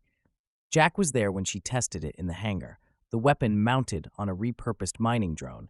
The blast it fired was powerful enough to obliterate a reinforced steel target in a single shot. Not bad, Jack said, whistling as he inspected the scorched remains of the target. Sarah grinned, wiping sweat from her brow. Told you I'm good at this. Jack smirked. Yeah, just don't blow up the hangar. Not making any promises, Sarah shot back with a wink. As Kepler Horizon prepared for the worst, the first wave of reinforcements arrived. 2 sleek battlecruisers, Eclipse and Vanguard, dropped out of FTL above the colony, their hulls gleaming in the pale light of the moon. Jack and Sarah watched from the observation deck as shuttles ferried troops and supplies to the colony. Think they'll make a difference? Sarah asked quietly. Jack nodded. They'll have to. We can't do this alone. One of the arriving officers, Captain Elena Torres, was tasked with leading the combined fleet's operations. She met with Jack, Sarah, and Commander Hayes in the colony's war room. I've reviewed your data, Taurus said, her voice crisp. This enemy is unlike anything we've faced, but they're not invincible. Your team's work on integrating their technology is exactly what we need to turn the tide. We're doing our best, Sarah said, but there's still so much we don't understand. That's why you'll have my full support, Torres replied. We're in this together. Jack exchanged a glance with Sarah, feeling a flicker of hope. For the first time, it felt like humanity had a fighting chance. That hope was short-lived. 2 weeks after the reinforcements arrived, the colony's long-range sensors picked up multiple energy signatures entering the system. Jack and Sarah rushed to the command center as alarms blared. Report, Hayes demanded, her voice sharp. The tactical officer pointed to the holographic display. We've got 30 enemy ships inbound, same configuration as before, but larger, and they're bringing something new. The display zoomed in on one of the ships, a massive, spiked vessel nearly 3 times the size of the others. Its red core pulsed with an ominous light, and strange tendrils extended from its hull, crackling with energy. "What the hell is that?" Jack muttered. Sarah's face was pale as she analyzed the readings. "It's a command ship. They've brought a control hub to coordinate their fleet. If we don't take it out, they'll overwhelm us." Hayes turned to Jack. "Sergeant, you know what to do." Jack nodded, his jaw tightening. "We hit the command ship and cut off their coordination. Without it, the fleet falls apart." Hayes glanced at Sarah. "Can your prototype weapons handle something that size?" Sarah hesitated, then nodded. "If we can get close enough, yes, but we'll need to disable its defenses first." Jack grinned grimly. "Then let's give them a proper welcome." As the enemy fleet approached, the colony's defenses roared to life. Mining drones, armed with alien tech weapons, swarmed into the air, joined by squadrons of fighters from the Eclipse and Vanguard. The battle cruisers opened fire, their heavy cannons tearing through the smaller enemy ships. But the command ship was another matter. Its tendrils swatted drones and fighters aside with ease, while its red core emitted waves of energy that disrupted targeting systems. "Livingston, we're not making a dent in that thing." Torres's voice crackled over the comm. "Then we'll hit it from the inside," Jack replied. Leading a team of drones and fighters, Jack piloted a reinforced shuttle straight toward the command ship. The alien vessel's defenses lit up, but Sarah's prototype energy cannon blasted a hole in its hull, allowing the shuttle to slip inside. The interior of the command ship was a labyrinth of glowing corridors, its walls pulsating with alien energy. Jack and Sarah led their team toward the core, encountering heavy resistance from Nyrox drones along the way. "Same plan as before?" Jack asked, firing at an advancing drone. Sarah shook her head. "No failsafe this time. We take out the core manually." Reaching the command center, they found the core, a massive pulsating sphere of red energy, surrounded by tendrils that pulsed with alien symbols. Sarah hooked her scanner into the core, her fingers flying over the controls. "Cover me!" Jack and the team held off waves of drones as Sarah worked, the core's glow intensifying. "Almost there," she shouted. The core emitted a deafening hum, and Jack felt the now familiar pressure in his mind. The voice from the alien city returned, echoing in his thoughts. "You cannot win. You are but insects before us." Jack clenched his teeth. "Not today, pal. I'm not the one." With a final keystroke, Sarah overloaded the core. The room erupted in light, and Jack grabbed Sarah, pulling her toward the exit as the ship began to collapse. The destruction of the command ship sent shockwaves through the enemy fleet. Without its coordination, the remaining ships faltered, their movements erratic. The battlecruisers and drones made short work of them, and within hours, the system was clear. Back at the colony, Jack and Sarah stood in the hangar, watching as survivors returned. The cost had been high, but they had won. "For now," Sarah said quietly. Jack nodded. "They'll be back, stronger next time." "Then we'll be ready," Sarah said, her eyes fierce. Jack smiled, placing a hand on her shoulder. "We've got this. Together." Sarah glanced at him, her expression softening. "Yeah, together." As they walked toward the command center, Jack felt a sense of determination he hadn't known before. The battle for Kepler Horizon was over, but the war for humanity's survival was just beginning. The calm after the battle didn't last long. While Kepler Horizon licked its wounds and began rebuilding, reports started trickling in from other colonies. The alien fleet had launched simultaneous attacks across multiple systems. Some outposts managed to hold their ground, others weren't so fortunate. In the command center, a grim-faced Commander Hayes stood before the holographic map of humanity's colonies, many now marked with red warning symbols. Jack and Sarah sat nearby, listening intently. "We've confirmed that 3 colonies have gone dark," Hayes said, her voice heavy. "No survivors, no transmissions. They wiped them out." A tense silence followed her words. Jack felt the weight of every life lost, every family that would never get answers. "Do we have any intel from the survivors?" Sarah asked. Hayes nodded. "Some. The aliens are using the same tactics we've seen here, coordinated strikes led by command ships, but they've also begun deploying ground forces, taking colonies intact when they can. They're not just destroying, they're assimilating." "Assimilating?" Jack echoed. Hayes gestured to the map. "We've intercepted signals indicating that the aliens are integrating captured technology and even biological material from the colonies they've taken. They're learning from us, adapting." Jack leaned forward, his jaw tight. "Then we have to adapt faster." Sarah nodded. "If we're going to survive this, we need to unify. Every colony, every fleet, every resource has to be coordinated. Otherwise, they'll pick us off one by one." Hayes studied them both, her expression resolute. "You're right. That's why I'm sending you 2 to Earth. The Defense Council needs to see firsthand what we're dealing with. You'll present your findings, the alien tech, and the tactical data we've gathered. Convince them that this isn't just another war, it's extinction if we fail." Jack and Sarah exchanged a glance. "When do we leave?" Jack asked. "Immediately," Hayes said. "The Eclipse will take you. Good luck." The Eclipse was one of the most advanced battle cruisers in the fleet, its sleek, angular design bristling with weaponry and state-of-the-art defenses. Jack and Sarah were given quarters near the bridge, though sleep proved elusive. As the ship traveled through FTL, Sarah worked tirelessly in her makeshift lab, refining her analysis of the alien tech. Jack often found himself there, both to check on her progress and to escape the gnawing anxiety of their mission.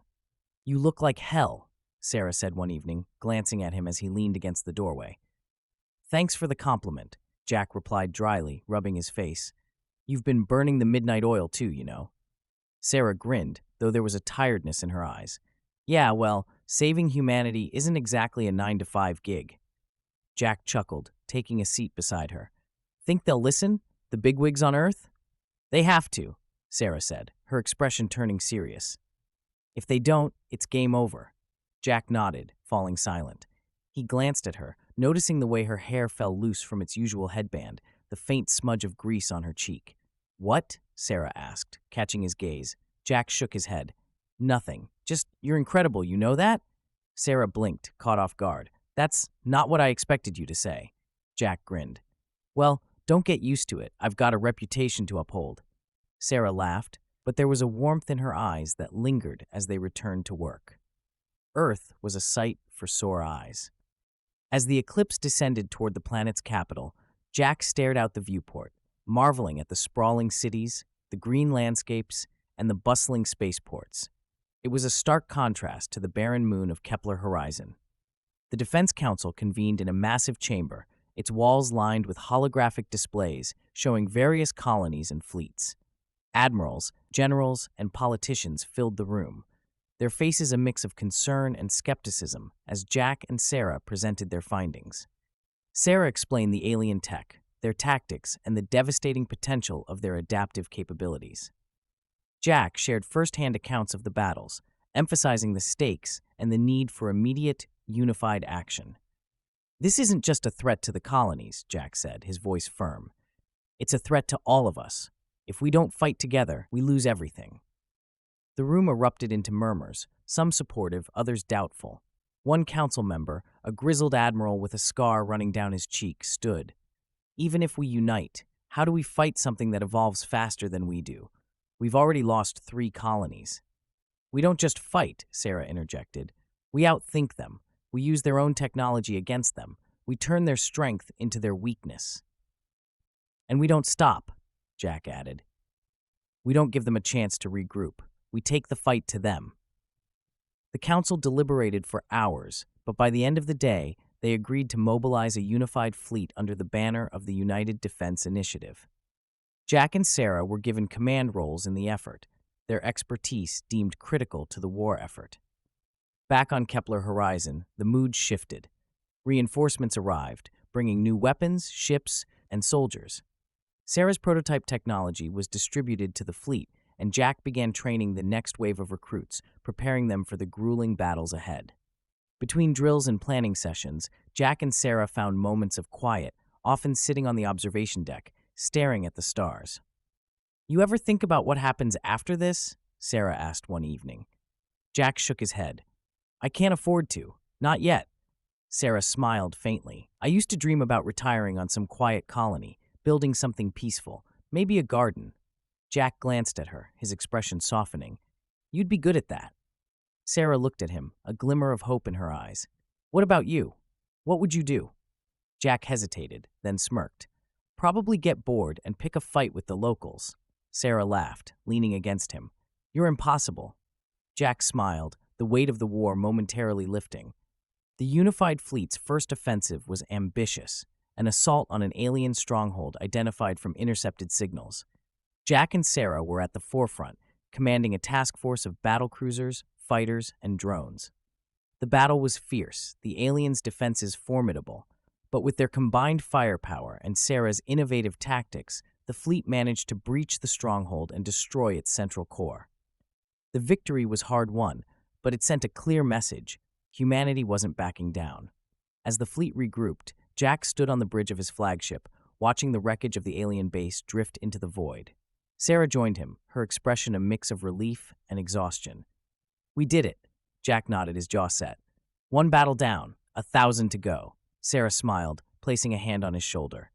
"We'll win this, Jack. I know we will." Jack looked at her, his resolve unwavering. "Yeah, together." And for the first time, he truly believed it. The war for humanity's survival was far from over, but they were ready to fight and win. The destruction of the alien stronghold was a decisive victory, but it came at a cost. The task force had lost 3 battlecruisers and dozens of fighters, and many of the surviving ships were heavily damaged. Kepler Horizon buzzed with activity as the wounded fleet limped back to the colony for repairs. Jack sat in the debriefing room with Sarah, Commander Hayes, and Captain Torres. A holographic projection of Admiral Grant flickered in the center of the table. "Good work," Grant said, his tone grave. "This is the first real blow we've dealt to them, but we can't let our guard down. Intelligence from the stronghold indicates they're already mobilizing another wave of ships." Sarah leaned forward, her expression grim. "We also found something else. Data logs from the stronghold show that the aliens are targeting Earth. They've been gathering information on its defenses, key infrastructure, and population centers." Grant's face darkened. "They're preparing for a direct assault." Jack clenched his fists. "Then we take the fight to them, hit them before they can organize." "We're working on that," Torres said. "But it's not that simple. Their fleet is spread across dozens of systems, and we don't have the numbers to launch a full-scale offensive." "Not yet," Hayes interjected. "But if we can disrupt their communication network, we can slow them down, force them to react instead of coordinate." Grant nodded. "Agreed. I'll assign additional resources to your team. Keep up the pressure. We can't afford to lose momentum." The transmission ended, and Hayes turned to Jack and Sarah. "Get some rest while you can. We'll need you both sharp for the next mission." Jack stood, but Sarah lingered, her gaze fixed on the holographic map. "What's on your mind?" Jack asked, his voice softer. Sarah hesitated, then looked up at him. "This isn't just about winning battles. We need to find their homeworld, Jack, their command center. If we don't cut off the head, this war will never end." Jack nodded, his resolve hardening. "Then that's what we'll do." Sarah's team worked tirelessly to decrypt the data recovered from the alien stronghold. Buried deep in the logs, they found fragments of a star map pointing to a distant system on the edge of the galaxy. "This has to be it," Sarah said, pointing to the map displayed in her lab. "The energy readings match the signals we've been tracking. If this isn't their homeworld, it's something close to it." Jack studied the map, his jaw tightening. "How far?" "Far," Sarah admitted. "Even with FTL, it'll take weeks to get there, and that's assuming we don't run into trouble along the way." Jack smirked. When do we ever assume that? Sarah rolled her eyes. You're impossible. Yeah, but you love me for it, Jack quipped before realizing the weight of his words. Sarah froze for a moment, her cheeks flushing. You wish, she said with a grin, brushing past him to grab her tools. Jack chuckled, but his heart raced. He couldn't deny the growing feelings he had for her, even if now wasn't the time to act on them. Before they could reach the alien homeworld, the fleet needed to disrupt the enemy's communication network. Their best target was a massive relay station located in a heavily fortified system. Jack and Sarah were part of the strike team tasked with infiltrating the station and planting a virus in its central core. The virus, designed by Sarah, would send false signals to the alien fleet, causing confusion and delays in their operations. The battle to reach the relay was brutal. The aliens had anticipated the attack and deployed a swarm of ships to defend the station. Jack led a squadron of fighters through the chaos, clearing a path for Sarah's shuttle. Keep them off us, Jack. Sarah's voice crackled through his comm. Working on it, Jack replied, firing at a drone that veered too close. Just don't take too long in there. Once inside the station, Sarah and her team worked quickly to access the core. The interior of the relay was a nightmarish maze of shifting walls and glowing tendrils, but Sarah navigated it with precision. This place is alive, one of the engineers muttered, glancing nervously at the pulsating walls. Focus, Sarah snapped, connecting her device to the core. We're almost there.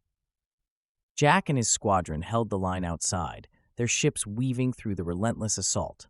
The alien drones were faster and more coordinated than before, adapting to their tactics with alarming efficiency.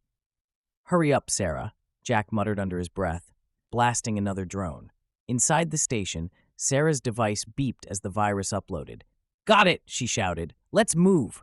The team raced back to their shuttle, escaping just as the relay began to collapse under the strain of the virus. As they regrouped with the fleet, Sarah's face appeared on Jack's comm.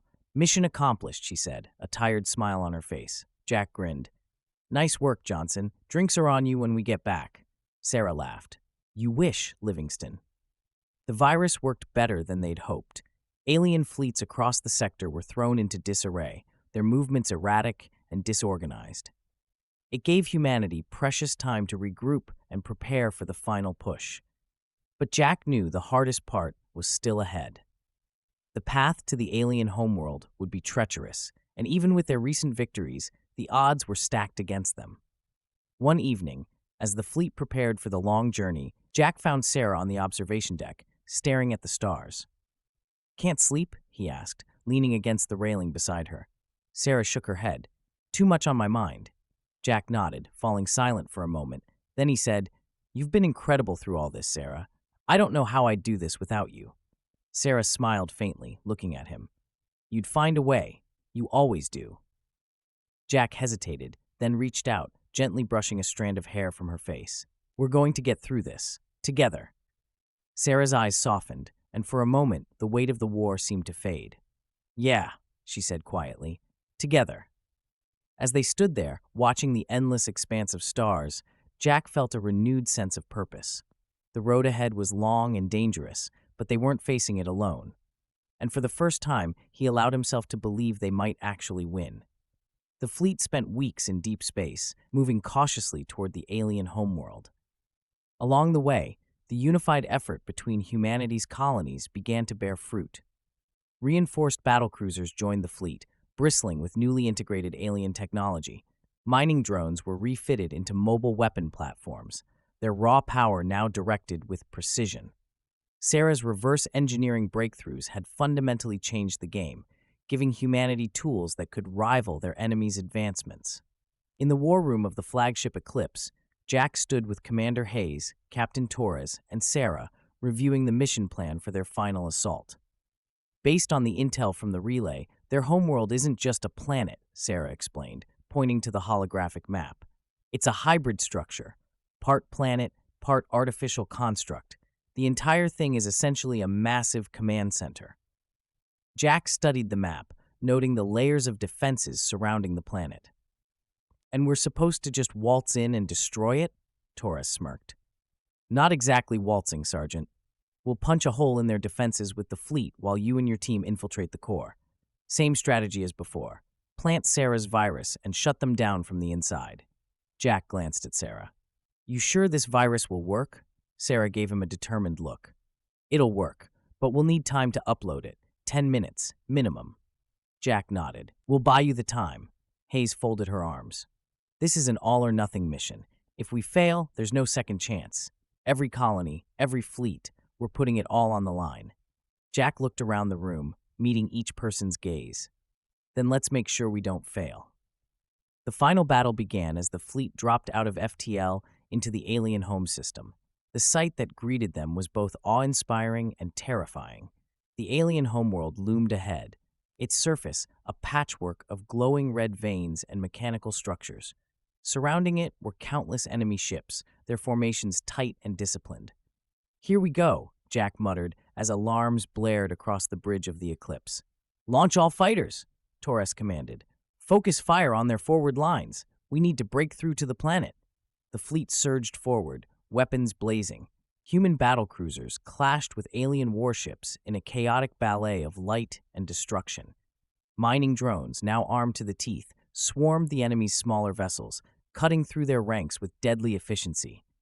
Jack led a squadron of fighters, weaving through the battlefield as he targeted enemy gunships.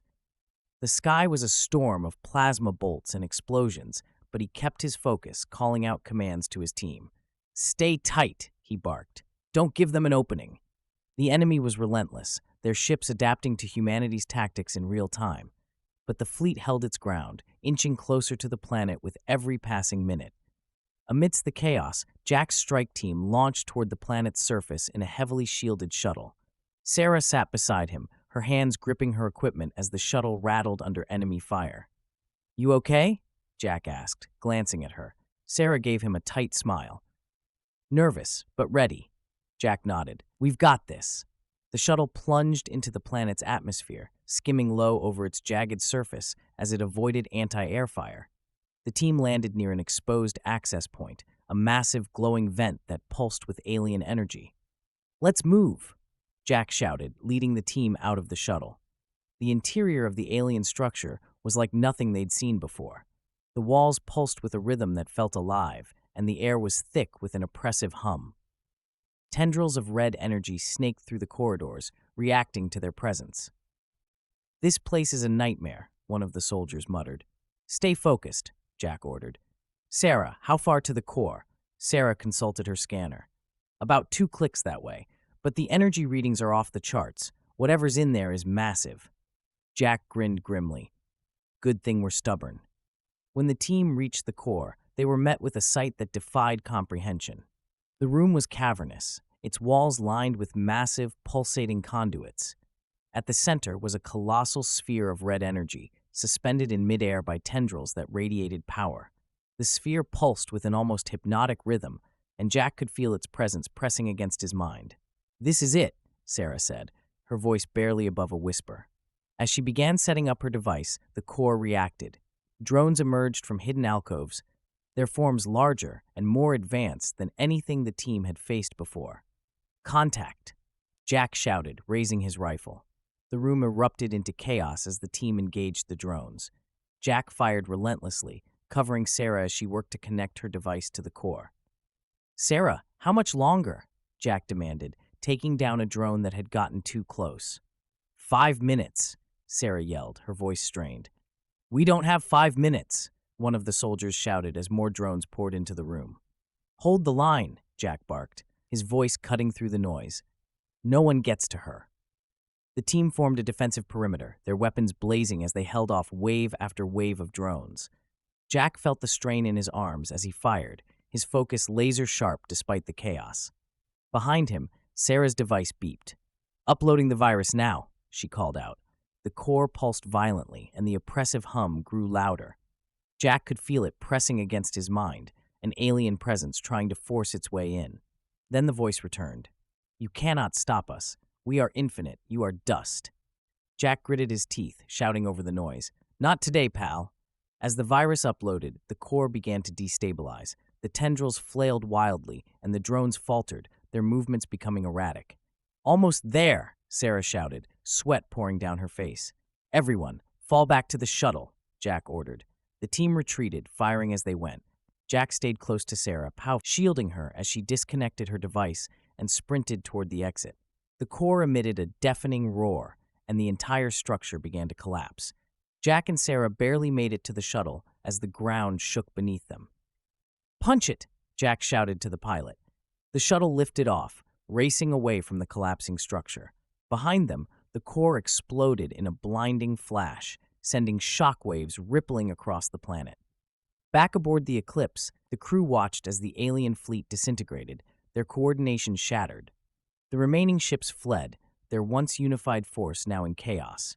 In the war room, Jack and Sarah stood with Commander Hayes and Captain Torres, watching the holographic map as the red signals vanished one by one. "We did it," Hayes said quietly. Jack nodded, though he felt no triumph. "We bought ourselves time, but this isn't over." Sarah placed a hand on his shoulder, her expression tired but resolute. "No, but it's a start." Jack looked at her, a faint smile tugging at his lips. "Thanks to you." Sarah returned the smile. "Thanks to us." As the fleet prepared to regroup and plan their next move, Jack felt a flicker of hope. Humanity had taken its first real step toward victory, but deep down, he knew the war was far from over. The victory at the alien homeworld sent shockwaves across humanity's colonies. For the first time since the war began, there was a tangible sense of hope. The alien fleet had been crippled, their command structure thrown into chaos, and their most advanced stronghold reduced to rubble. Yet for Jack, Sarah, and the crew of the Eclipse, the aftermath brought little relief. In the days following their return, Kepler Horizon was abuzz with activity. Messages from other colonies poured in, some expressing gratitude, others seeking guidance on how to bolster their defenses. Reconstruction efforts ramped up, and new recruits arrived, eager to join the fight. Jack found himself in the colony's infirmary, visiting the wounded from the mission. He stopped at the bedside of Private Lang, one of the soldiers who had accompanied him into the alien core. "Lang," Jack said, giving the young man a nod. Lang managed a weak smile. "Sarge, heard we won." Jack sat beside him. "We did, thanks to people like you." Lang chuckled softly. "Didn't feel like much of a hero when that drone sliced me up." "You're here," Jack said firmly. "That makes you a hero in my book." Lang's smile faded slightly. "Think it's really over?" Jack hesitated, then shook his head. "Not yet, but we'll be ready for what's next." While Jack visited the infirmary, Sarah was in the lab, analyzing the last remnants of data recovered from the alien homeworld's core.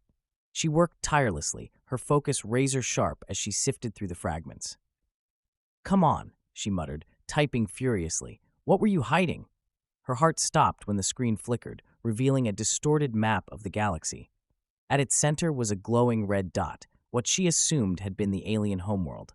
But then more dots began to appear, spreading outward in an ominous web. "Oh no," she whispered. The lab doors slid open, and Jack walked in. "Sarah, you've been in here for hours. I thought I told you to." "Jack, look at this," she interrupted, pulling him toward the monitor. He leaned in, studying the map. "What am I looking at?" "These," she said, pointing to the glowing dots, "are more strongholds. The one we destroyed wasn't their homeworld, it was just one node in a much larger network." Jack stared at the screen, his jaw tightening. "How many of these are there?" Sarah shook her head. "Dozens, maybe more, and they're all connected. Taking down one just made the others more aware of us." Jack cursed under his breath. "We didn't cripple them, we just woke them up." Commander Hayes called an emergency meeting with the fleet's leadership. The holographic map in the war room now displayed the full scope of the threat. A sprawling network of alien strongholds, each one potentially as fortified as the last. "This changes everything," Hayes said, her voice steely. "We thought we were fighting a centralized enemy, but this is a decentralized network. Each node can function independently, and if one falls, the others adapt." Captain Torres crossed her arms. "So we're back to square one." "Not exactly," Sarah said, stepping forward. "We learned a lot from the first stronghold. Their network relies on communication and coordination. If we can disrupt enough of their nodes, we can destabilize the entire system." "And how do we do that?" Torres asked. "We don't have the numbers to hit every stronghold." Sarah hesitated, then glanced at Jack. "We go after their hubs. Each cluster of nodes is controlled by a central hub. If we target those, we can disrupt multiple nodes at once. Jack nodded. It's the same strategy as before, just on a bigger scale. We hit them where it hurts. Hayes studied the map, her expression thoughtful. It's a bold plan, but it means splitting the fleet. Each task force will have to operate independently, with no guarantee of backup. We don't have a choice, Jack said. If we wait for them to regroup, we'll lose everything. Hayes nodded. All right, we'll divide the fleet into 3 strike groups. Captain Torres, you'll lead the first. I'll take the second. Sergeant Livingston, you'll command the third. Jack blinked. Me? You've proven yourself, Sergeant. Hayes said.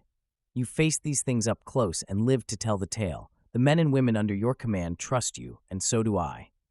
Jack glanced at Sarah, who gave him a small, encouraging smile. He squared his shoulders. All right, let's do it. Over the next several weeks, the fleet prepared for its most ambitious operation yet.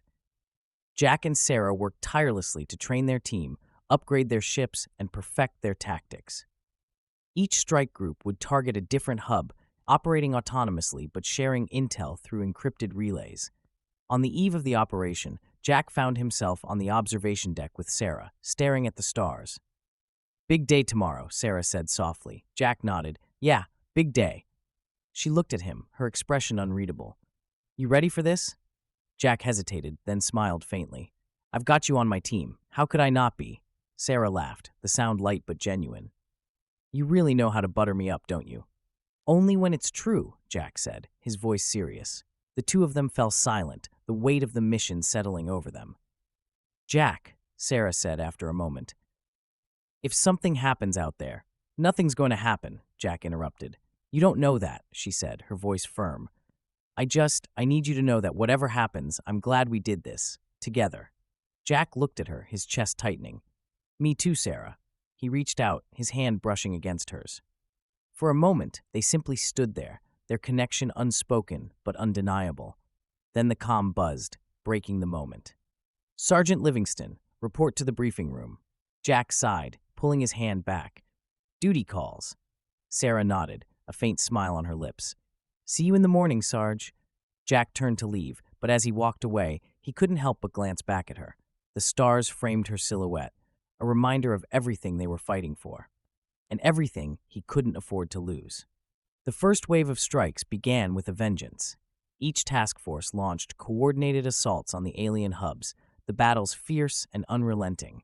Jack led his team with unwavering determination, their victories hard-earned but critical to the larger strategy. Yet with every hub destroyed, the aliens adapted, their resistance growing more sophisticated and brutal. The war was far from over. But Jack and Sarah refused to back down. Together, they would fight, adapt, and survive. Because humanity wasn't just fighting to win, they were fighting to endure. The strikes against the alien hubs were met with mixed success. Jack's team managed to neutralize their target, but the cost was high. Many ships were lost, and the crew's morale was stretched thin. Despite their efforts, the alien network seemed to adapt faster than anticipated.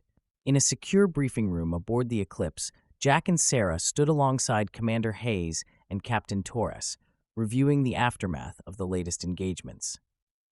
Their response was faster this time, Hayes said, her voice clipped. They deployed reinforcements within hours, and their tactics are evolving. They're learning.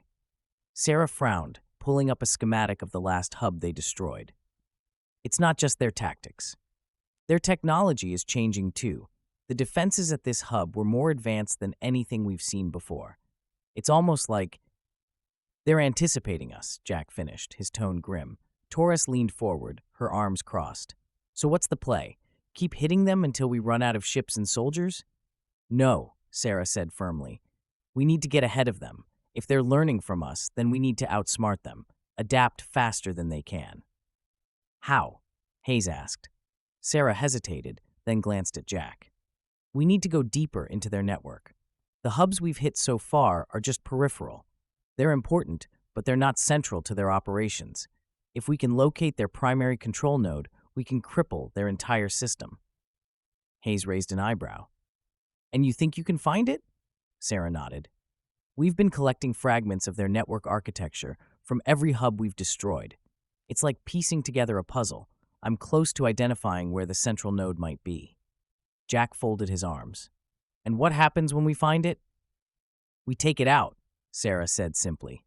For good this time. For weeks, Sarah worked tirelessly to decrypt the alien network, using the data collected from the destroyed hubs. Jack spent his time training new recruits and coordinating with the other strike teams, but his thoughts were never far from Sarah. One evening, Jack found her in the lab, surrounded by glowing monitors and scattered tools.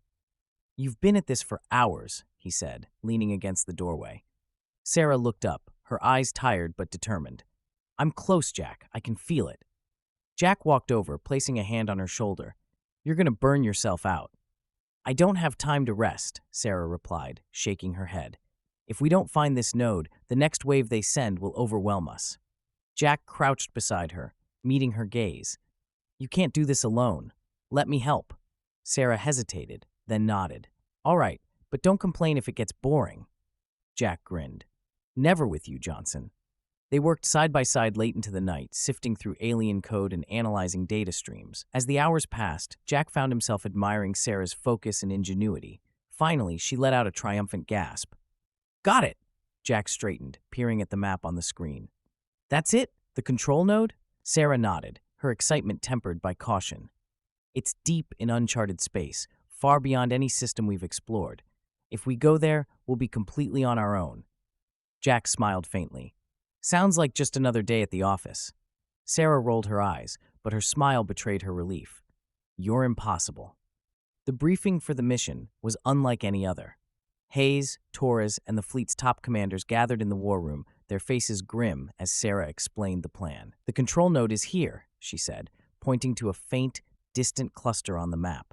"It's the heart of their network. If we destroy it, we sever their ability to coordinate across the galaxy. But it won't be easy. The node is protected by multiple layers of defenses, and we're expecting heavy resistance." Torres whistled. "Sounds like a suicide mission." "Maybe," Jack said. "But if we don't take this shot, we're just prolonging the inevitable." Hayes nodded. "Agreed. This is the kind of risk we have to take. Captain Torres, you'll command the fleet's diversionary force. Sergeant Livingston, you'll lead the infiltration team. Sarah, I trust you'll guide them to the core?" Sarah nodded. "Yes, ma'am, but we'll need a clear path to get inside." Hayes turned to Torres.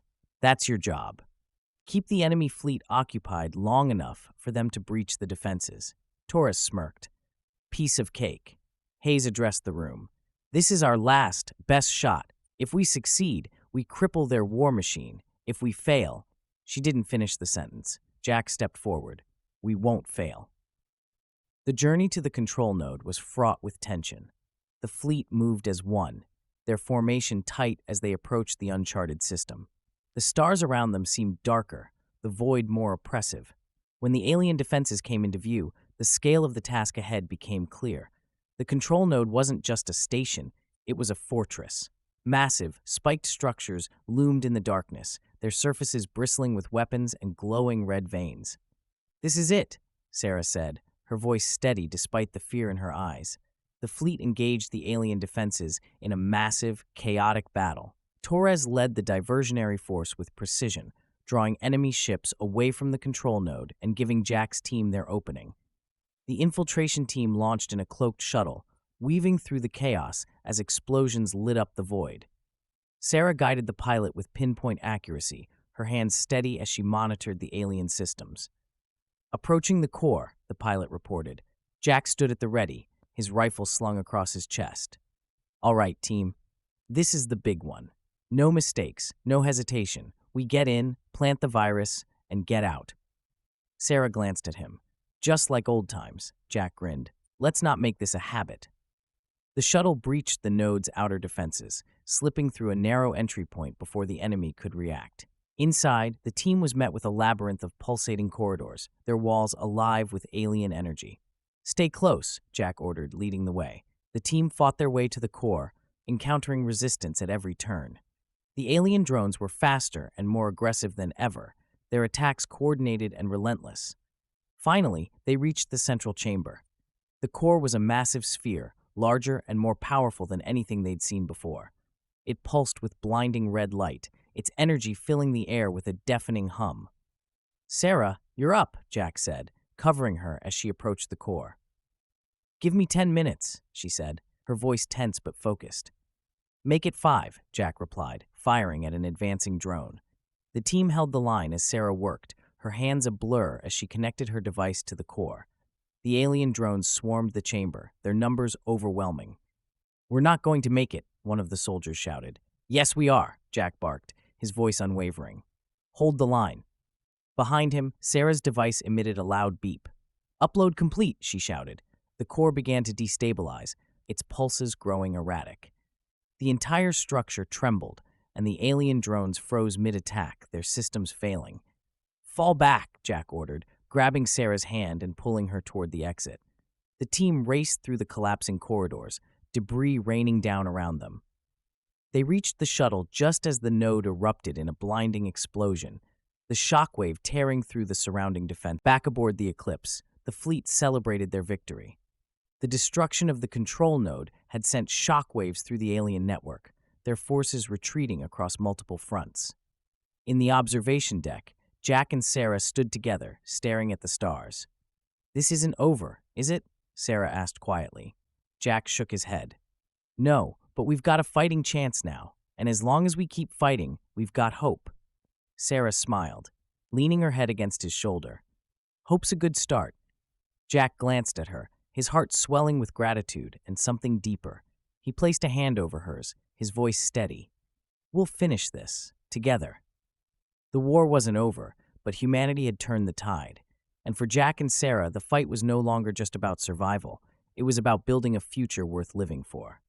Kepler Horizon hummed with activity as humanity's forces regrouped and rebuilt. The destruction of the alien control node had fractured the enemy's network, leaving their fleets disorganized and vulnerable. For the first time, humanity had room to breathe, but everyone knew it was temporary. Jack stood on the colony's main observation deck, gazing at the stars. In the distance, the Eclipse and the other surviving ships of the fleet floated in formation, their hulls undergoing repairs. The quiet felt strange after so many months of chaos. He heard footsteps behind him and turned to see Sarah approaching, carrying 2 steaming mugs. She handed one to him, leaning against the railing beside him. "Hot chocolate," she said with a small smile. "Figured we could use something that isn't ration coffee for a change." Jack chuckled, taking a sip. "Thanks, you always know how to make the apocalypse a little better." Sarah smiled, but her eyes were distant. "It's weird, isn't it? Having a moment of peace." Jack nodded. "Feels like the calm before the storm." "It probably is," Sarah admitted. "The node was just one piece of their network. We've hurt them, but we haven't stopped them." Jack looked at her, his gaze steady. "We will, one step at a time." Sarah gave him a sidelong glance, her expression softening. "How do you stay so confident?" Jack smirked. "Because I have you on my team. Hard to lose when you've got the smartest person in the galaxy watching your back." Sarah laughed, shaking her head. "You're impossible." "Yeah," Jack said, his tone turning serious. "But I mean it. I wouldn't be here without you." Their eyes met, and for a moment, the weight of the war seemed to fade. "Jack," Sarah began, her voice soft, "if we ever get through this—" Before she could finish, an alarm blared, cutting through the quiet. The colony's intercom buzzed to life, and Commander Hayes' voice came through, urgent and clipped. "All senior personnel, report to the command center immediately. This is not a drill." Jack and Sarah exchanged a look, the moment forgotten as they set their mugs down and rushed toward the lift. The command center was a flurry of activity when Jack and Sarah arrived. Holographic displays filled the air, showing incoming reports from long-range sensors and fleet communications. Commander Hayes stood at the center, her expression grim. "What's happening?" Jack asked, stepping forward. Hayes pointed to a display showing a section of space beyond the colony's borders. "We've detected a massive surge of energy coming from deep space. It's unlike anything we've seen before." Sarah frowned, moving to one of the consoles. "Is it another control node?" Hayes shook her head. "No, it's something bigger. The energy readings are off the charts, stronger than the node, stronger than anything we've encountered." One of the technicians chimed in. "Ma'am, we've confirmed multiple alien fleets converging on the source of the signal. Whatever this is, it's drawing their forces like a beacon. Jack felt a chill run down his spine. It's their reinforcements, isn't it? They're regrouping. Hayes nodded. That's our working theory. If they're consolidating their forces, it means they're preparing for a counteroffensive. Sarah's fingers flew over the console, analyzing the data. If we wait for them to finish regrouping, they'll come at us with everything they've got. We have to strike now while they're vulnerable. Jack stepped forward. What's the target? Hayes gestured to the map. Here, it's a central rallying point in their network. If we take it out, we disrupt their ability to organize and strike back. Sarah's brow furrowed. But the energy readings, this isn't just a rally point. It's something more.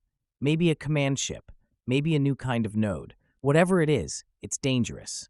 Jack nodded. Then we'll take it down. We've come this far. No turning back now. Hayes studied them both, her expression unreadable. You'll lead the strike team again, Sergeant. And Johnson, your expertise is critical. If this is new technology, we'll need you to figure it out on the fly. Yes, ma'am, Sarah said without hesitation. The fleet was abuzz with activity as ships were prepped for the next mission. Engineers worked tirelessly to repair damaged vessels and upgrade their systems with the latest tech. Soldiers ran drills, their faces set with determination. Jack spent the hours before launch briefing his team, ensuring everyone understood the stakes. When he finally found a moment to himself, Sarah appeared at his side, holding a small device. Here, she said, handing it to him. Jack raised an eyebrow. What's this? Personal shielding, Sarah explained. It's based on the tech we pulled from the node. It'll protect you from energy blasts for about 10 seconds. Use it wisely. Jack smiled, pocketing the device. Thanks, Sarah. Always looking out for me. She shrugged, a faint blush creeping into her cheeks. Can't let you get yourself killed. You're too good at making speeches. Jack laughed. And you're too good at saving the galaxy. Let's make sure we both come back, all right? Sarah nodded, her eyes meeting his. All right. The fleet dropped out of FTL near the target, and the sight that greeted them was staggering. The alien structure was massive, larger than any node or stronghold they'd encountered. It floated in the void like a fortress, its surface alive with shifting patterns of red energy. Surrounding it were hundreds of alien ships, their formations tight and disciplined. Jack stood on the bridge of the Eclipse, his jaw tightening as he took in the scene. That's a lot of firepower. Sarah stood beside him, her expression grim, and it's all focused on protecting whatever that is. Captain Torres's voice crackled over the comm. All right, people, this is it. We hit hard, we hit fast, and we don't stop until it's done. Jack turned to his team. You heard the captain. Let's finish this. As the fleet engaged the alien defenses, Jack and Sarah's shuttle launched toward the structure. They weaved through the chaos, dodging enemy fire as they made their approach. When they breached the structure's outer defenses, Jack felt the now familiar pressure in his mind, a presence, cold and calculating. They know we're here, Sarah said, her voice tight. Jack gripped his rifle. Good, let's give them something to remember. The core of the structure was unlike anything they'd seen before. It wasn't just a sphere of energy, it was a living entity, its surface rippling like liquid metal. Tendrils of light extended from it, connecting to the walls and ceiling. The air buzzed with energy, and the hum was deafening. This isn't a command center, Sarah said, her eyes wide. It's their leader, their hive mind. Jack felt a chill. Then we take it out. Sarah nodded, setting up her device. Cover me. This is going to take everything we've got. As the team held the line against swarms of drones, Sarah worked furiously to connect her virus to the core.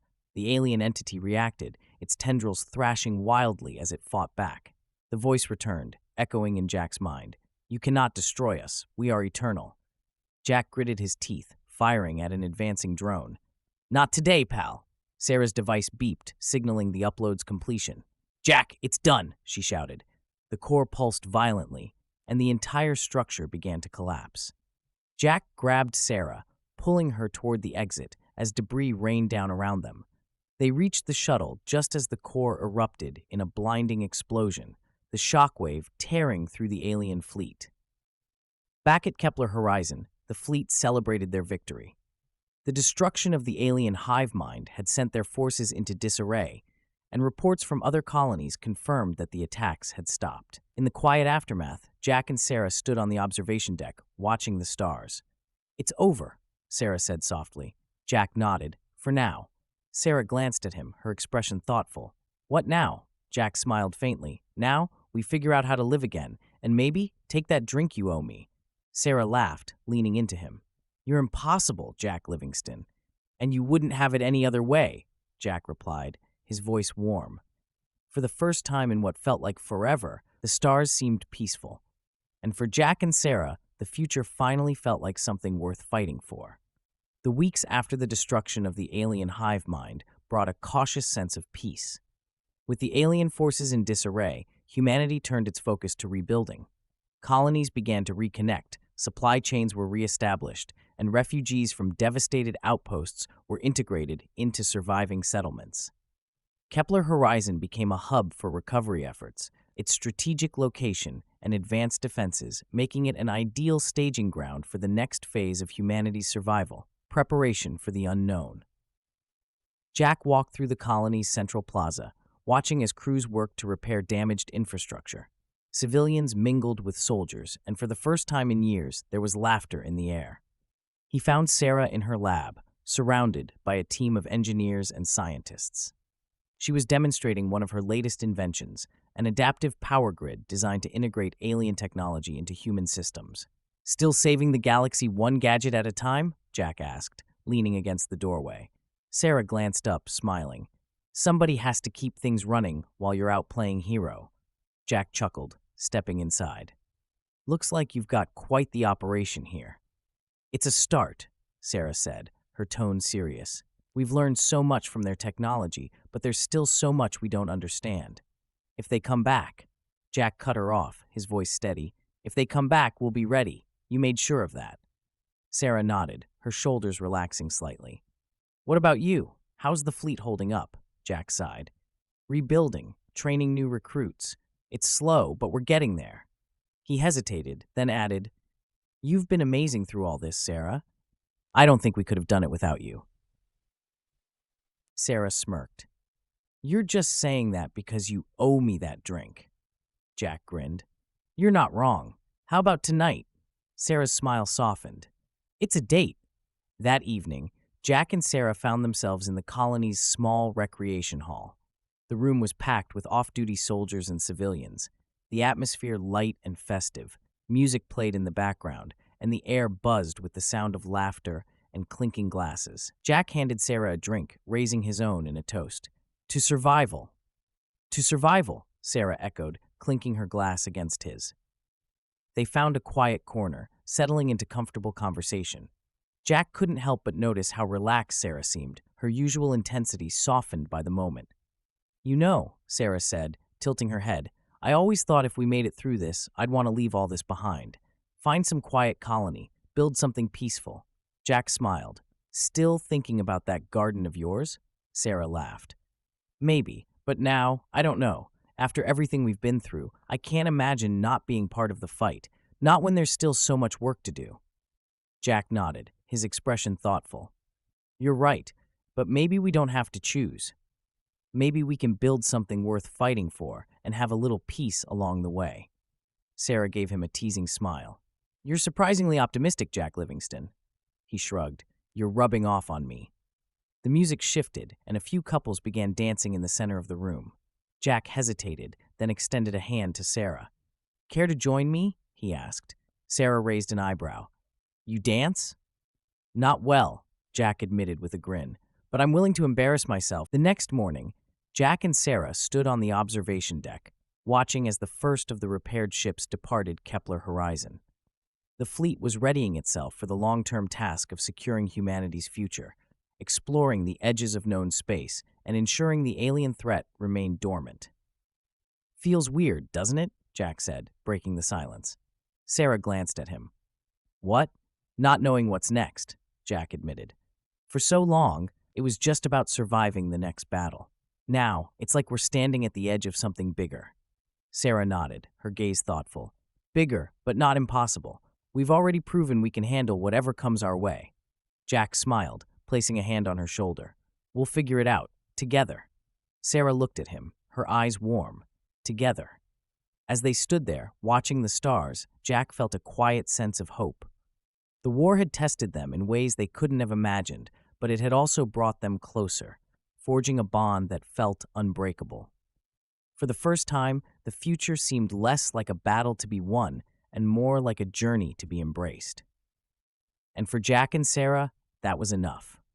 The fight wasn't over, but it had changed. They weren't just fighting for survival anymore. They were fighting for the chance to live. Kepler Horizon's operations slowed as humanity began to rebuild in earnest. For the first time in years, the colony's inhabitants felt hope. Fragile, but real. Jack and Sarah stood together in the observation deck, their favorite spot, looking out at the stars. Below, the colony buzzed with life, its people moving with a sense of purpose. "Feels good, doesn't it?" Jack said, breaking the silence. Sarah glanced at him, her expression thoughtful. "What does?" "This," Jack said, gesturing to the bustling colony below. "Knowing we've got a shot at something better." Sarah nodded, but her gaze was distant. "It's not over, though.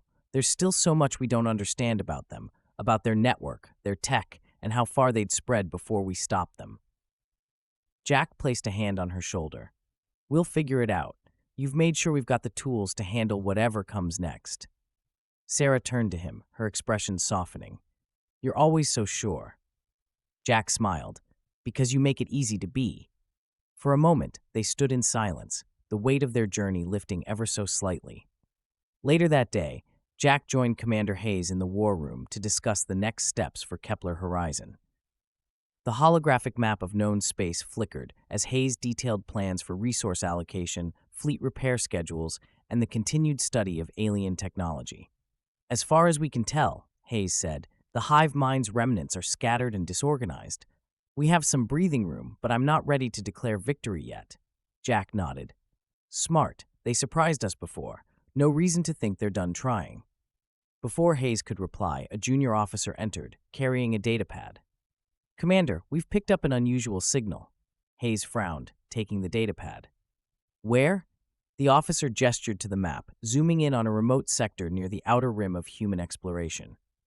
"It's faint," the officer said, "but it matches old colony transponder codes, from Earth's earliest outposts over a century ago." Jack leaned forward, his brow furrowed. "I thought all the early colonies were accounted for, or wiped out." Hayes nodded. "They were. This is unusual." The officer hesitated. "There's more. The signal's heavily distorted, almost as if it's been altered, and it's interspersed with energy readings similar to the hive mind's technology." Jack exchanged a glance with Hayes. "Could it be another alien stronghold?" "Or survivors," Hayes said, her tone cautious.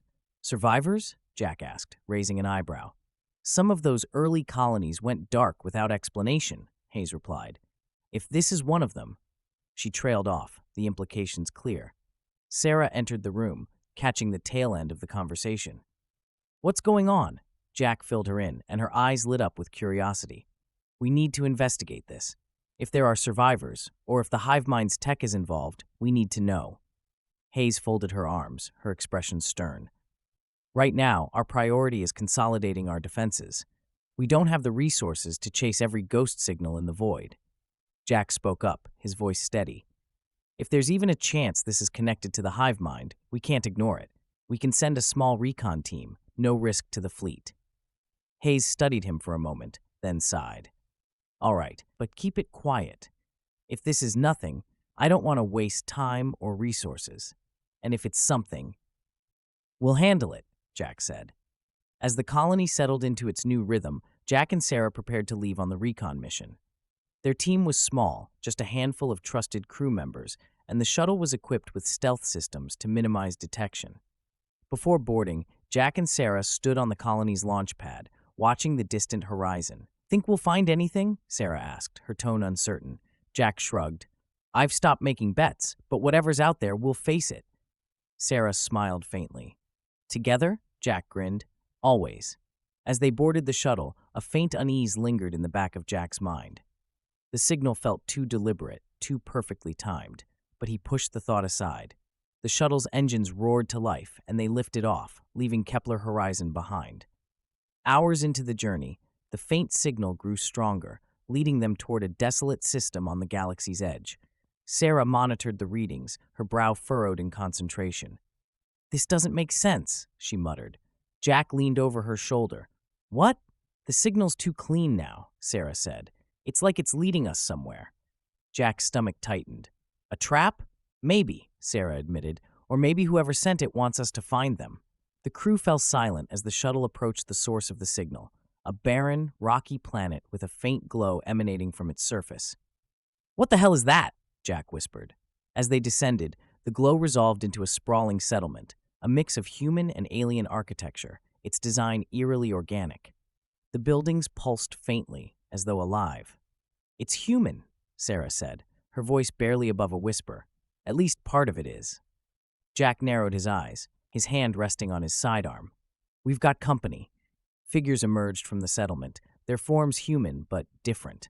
Their movements were fluid, almost unnatural, and their eyes glowed faintly with the same red energy that had defined the hive mind's creations. "Welcome," one of them said, their voice a blend of human warmth and alien resonance. "We've been waiting for you." Jack and Sarah exchanged a look, their unease growing. "Who are you?" Jack demanded, his tone sharp. The figure smiled faintly. "We are what remains, and we have much to discuss. To be continued."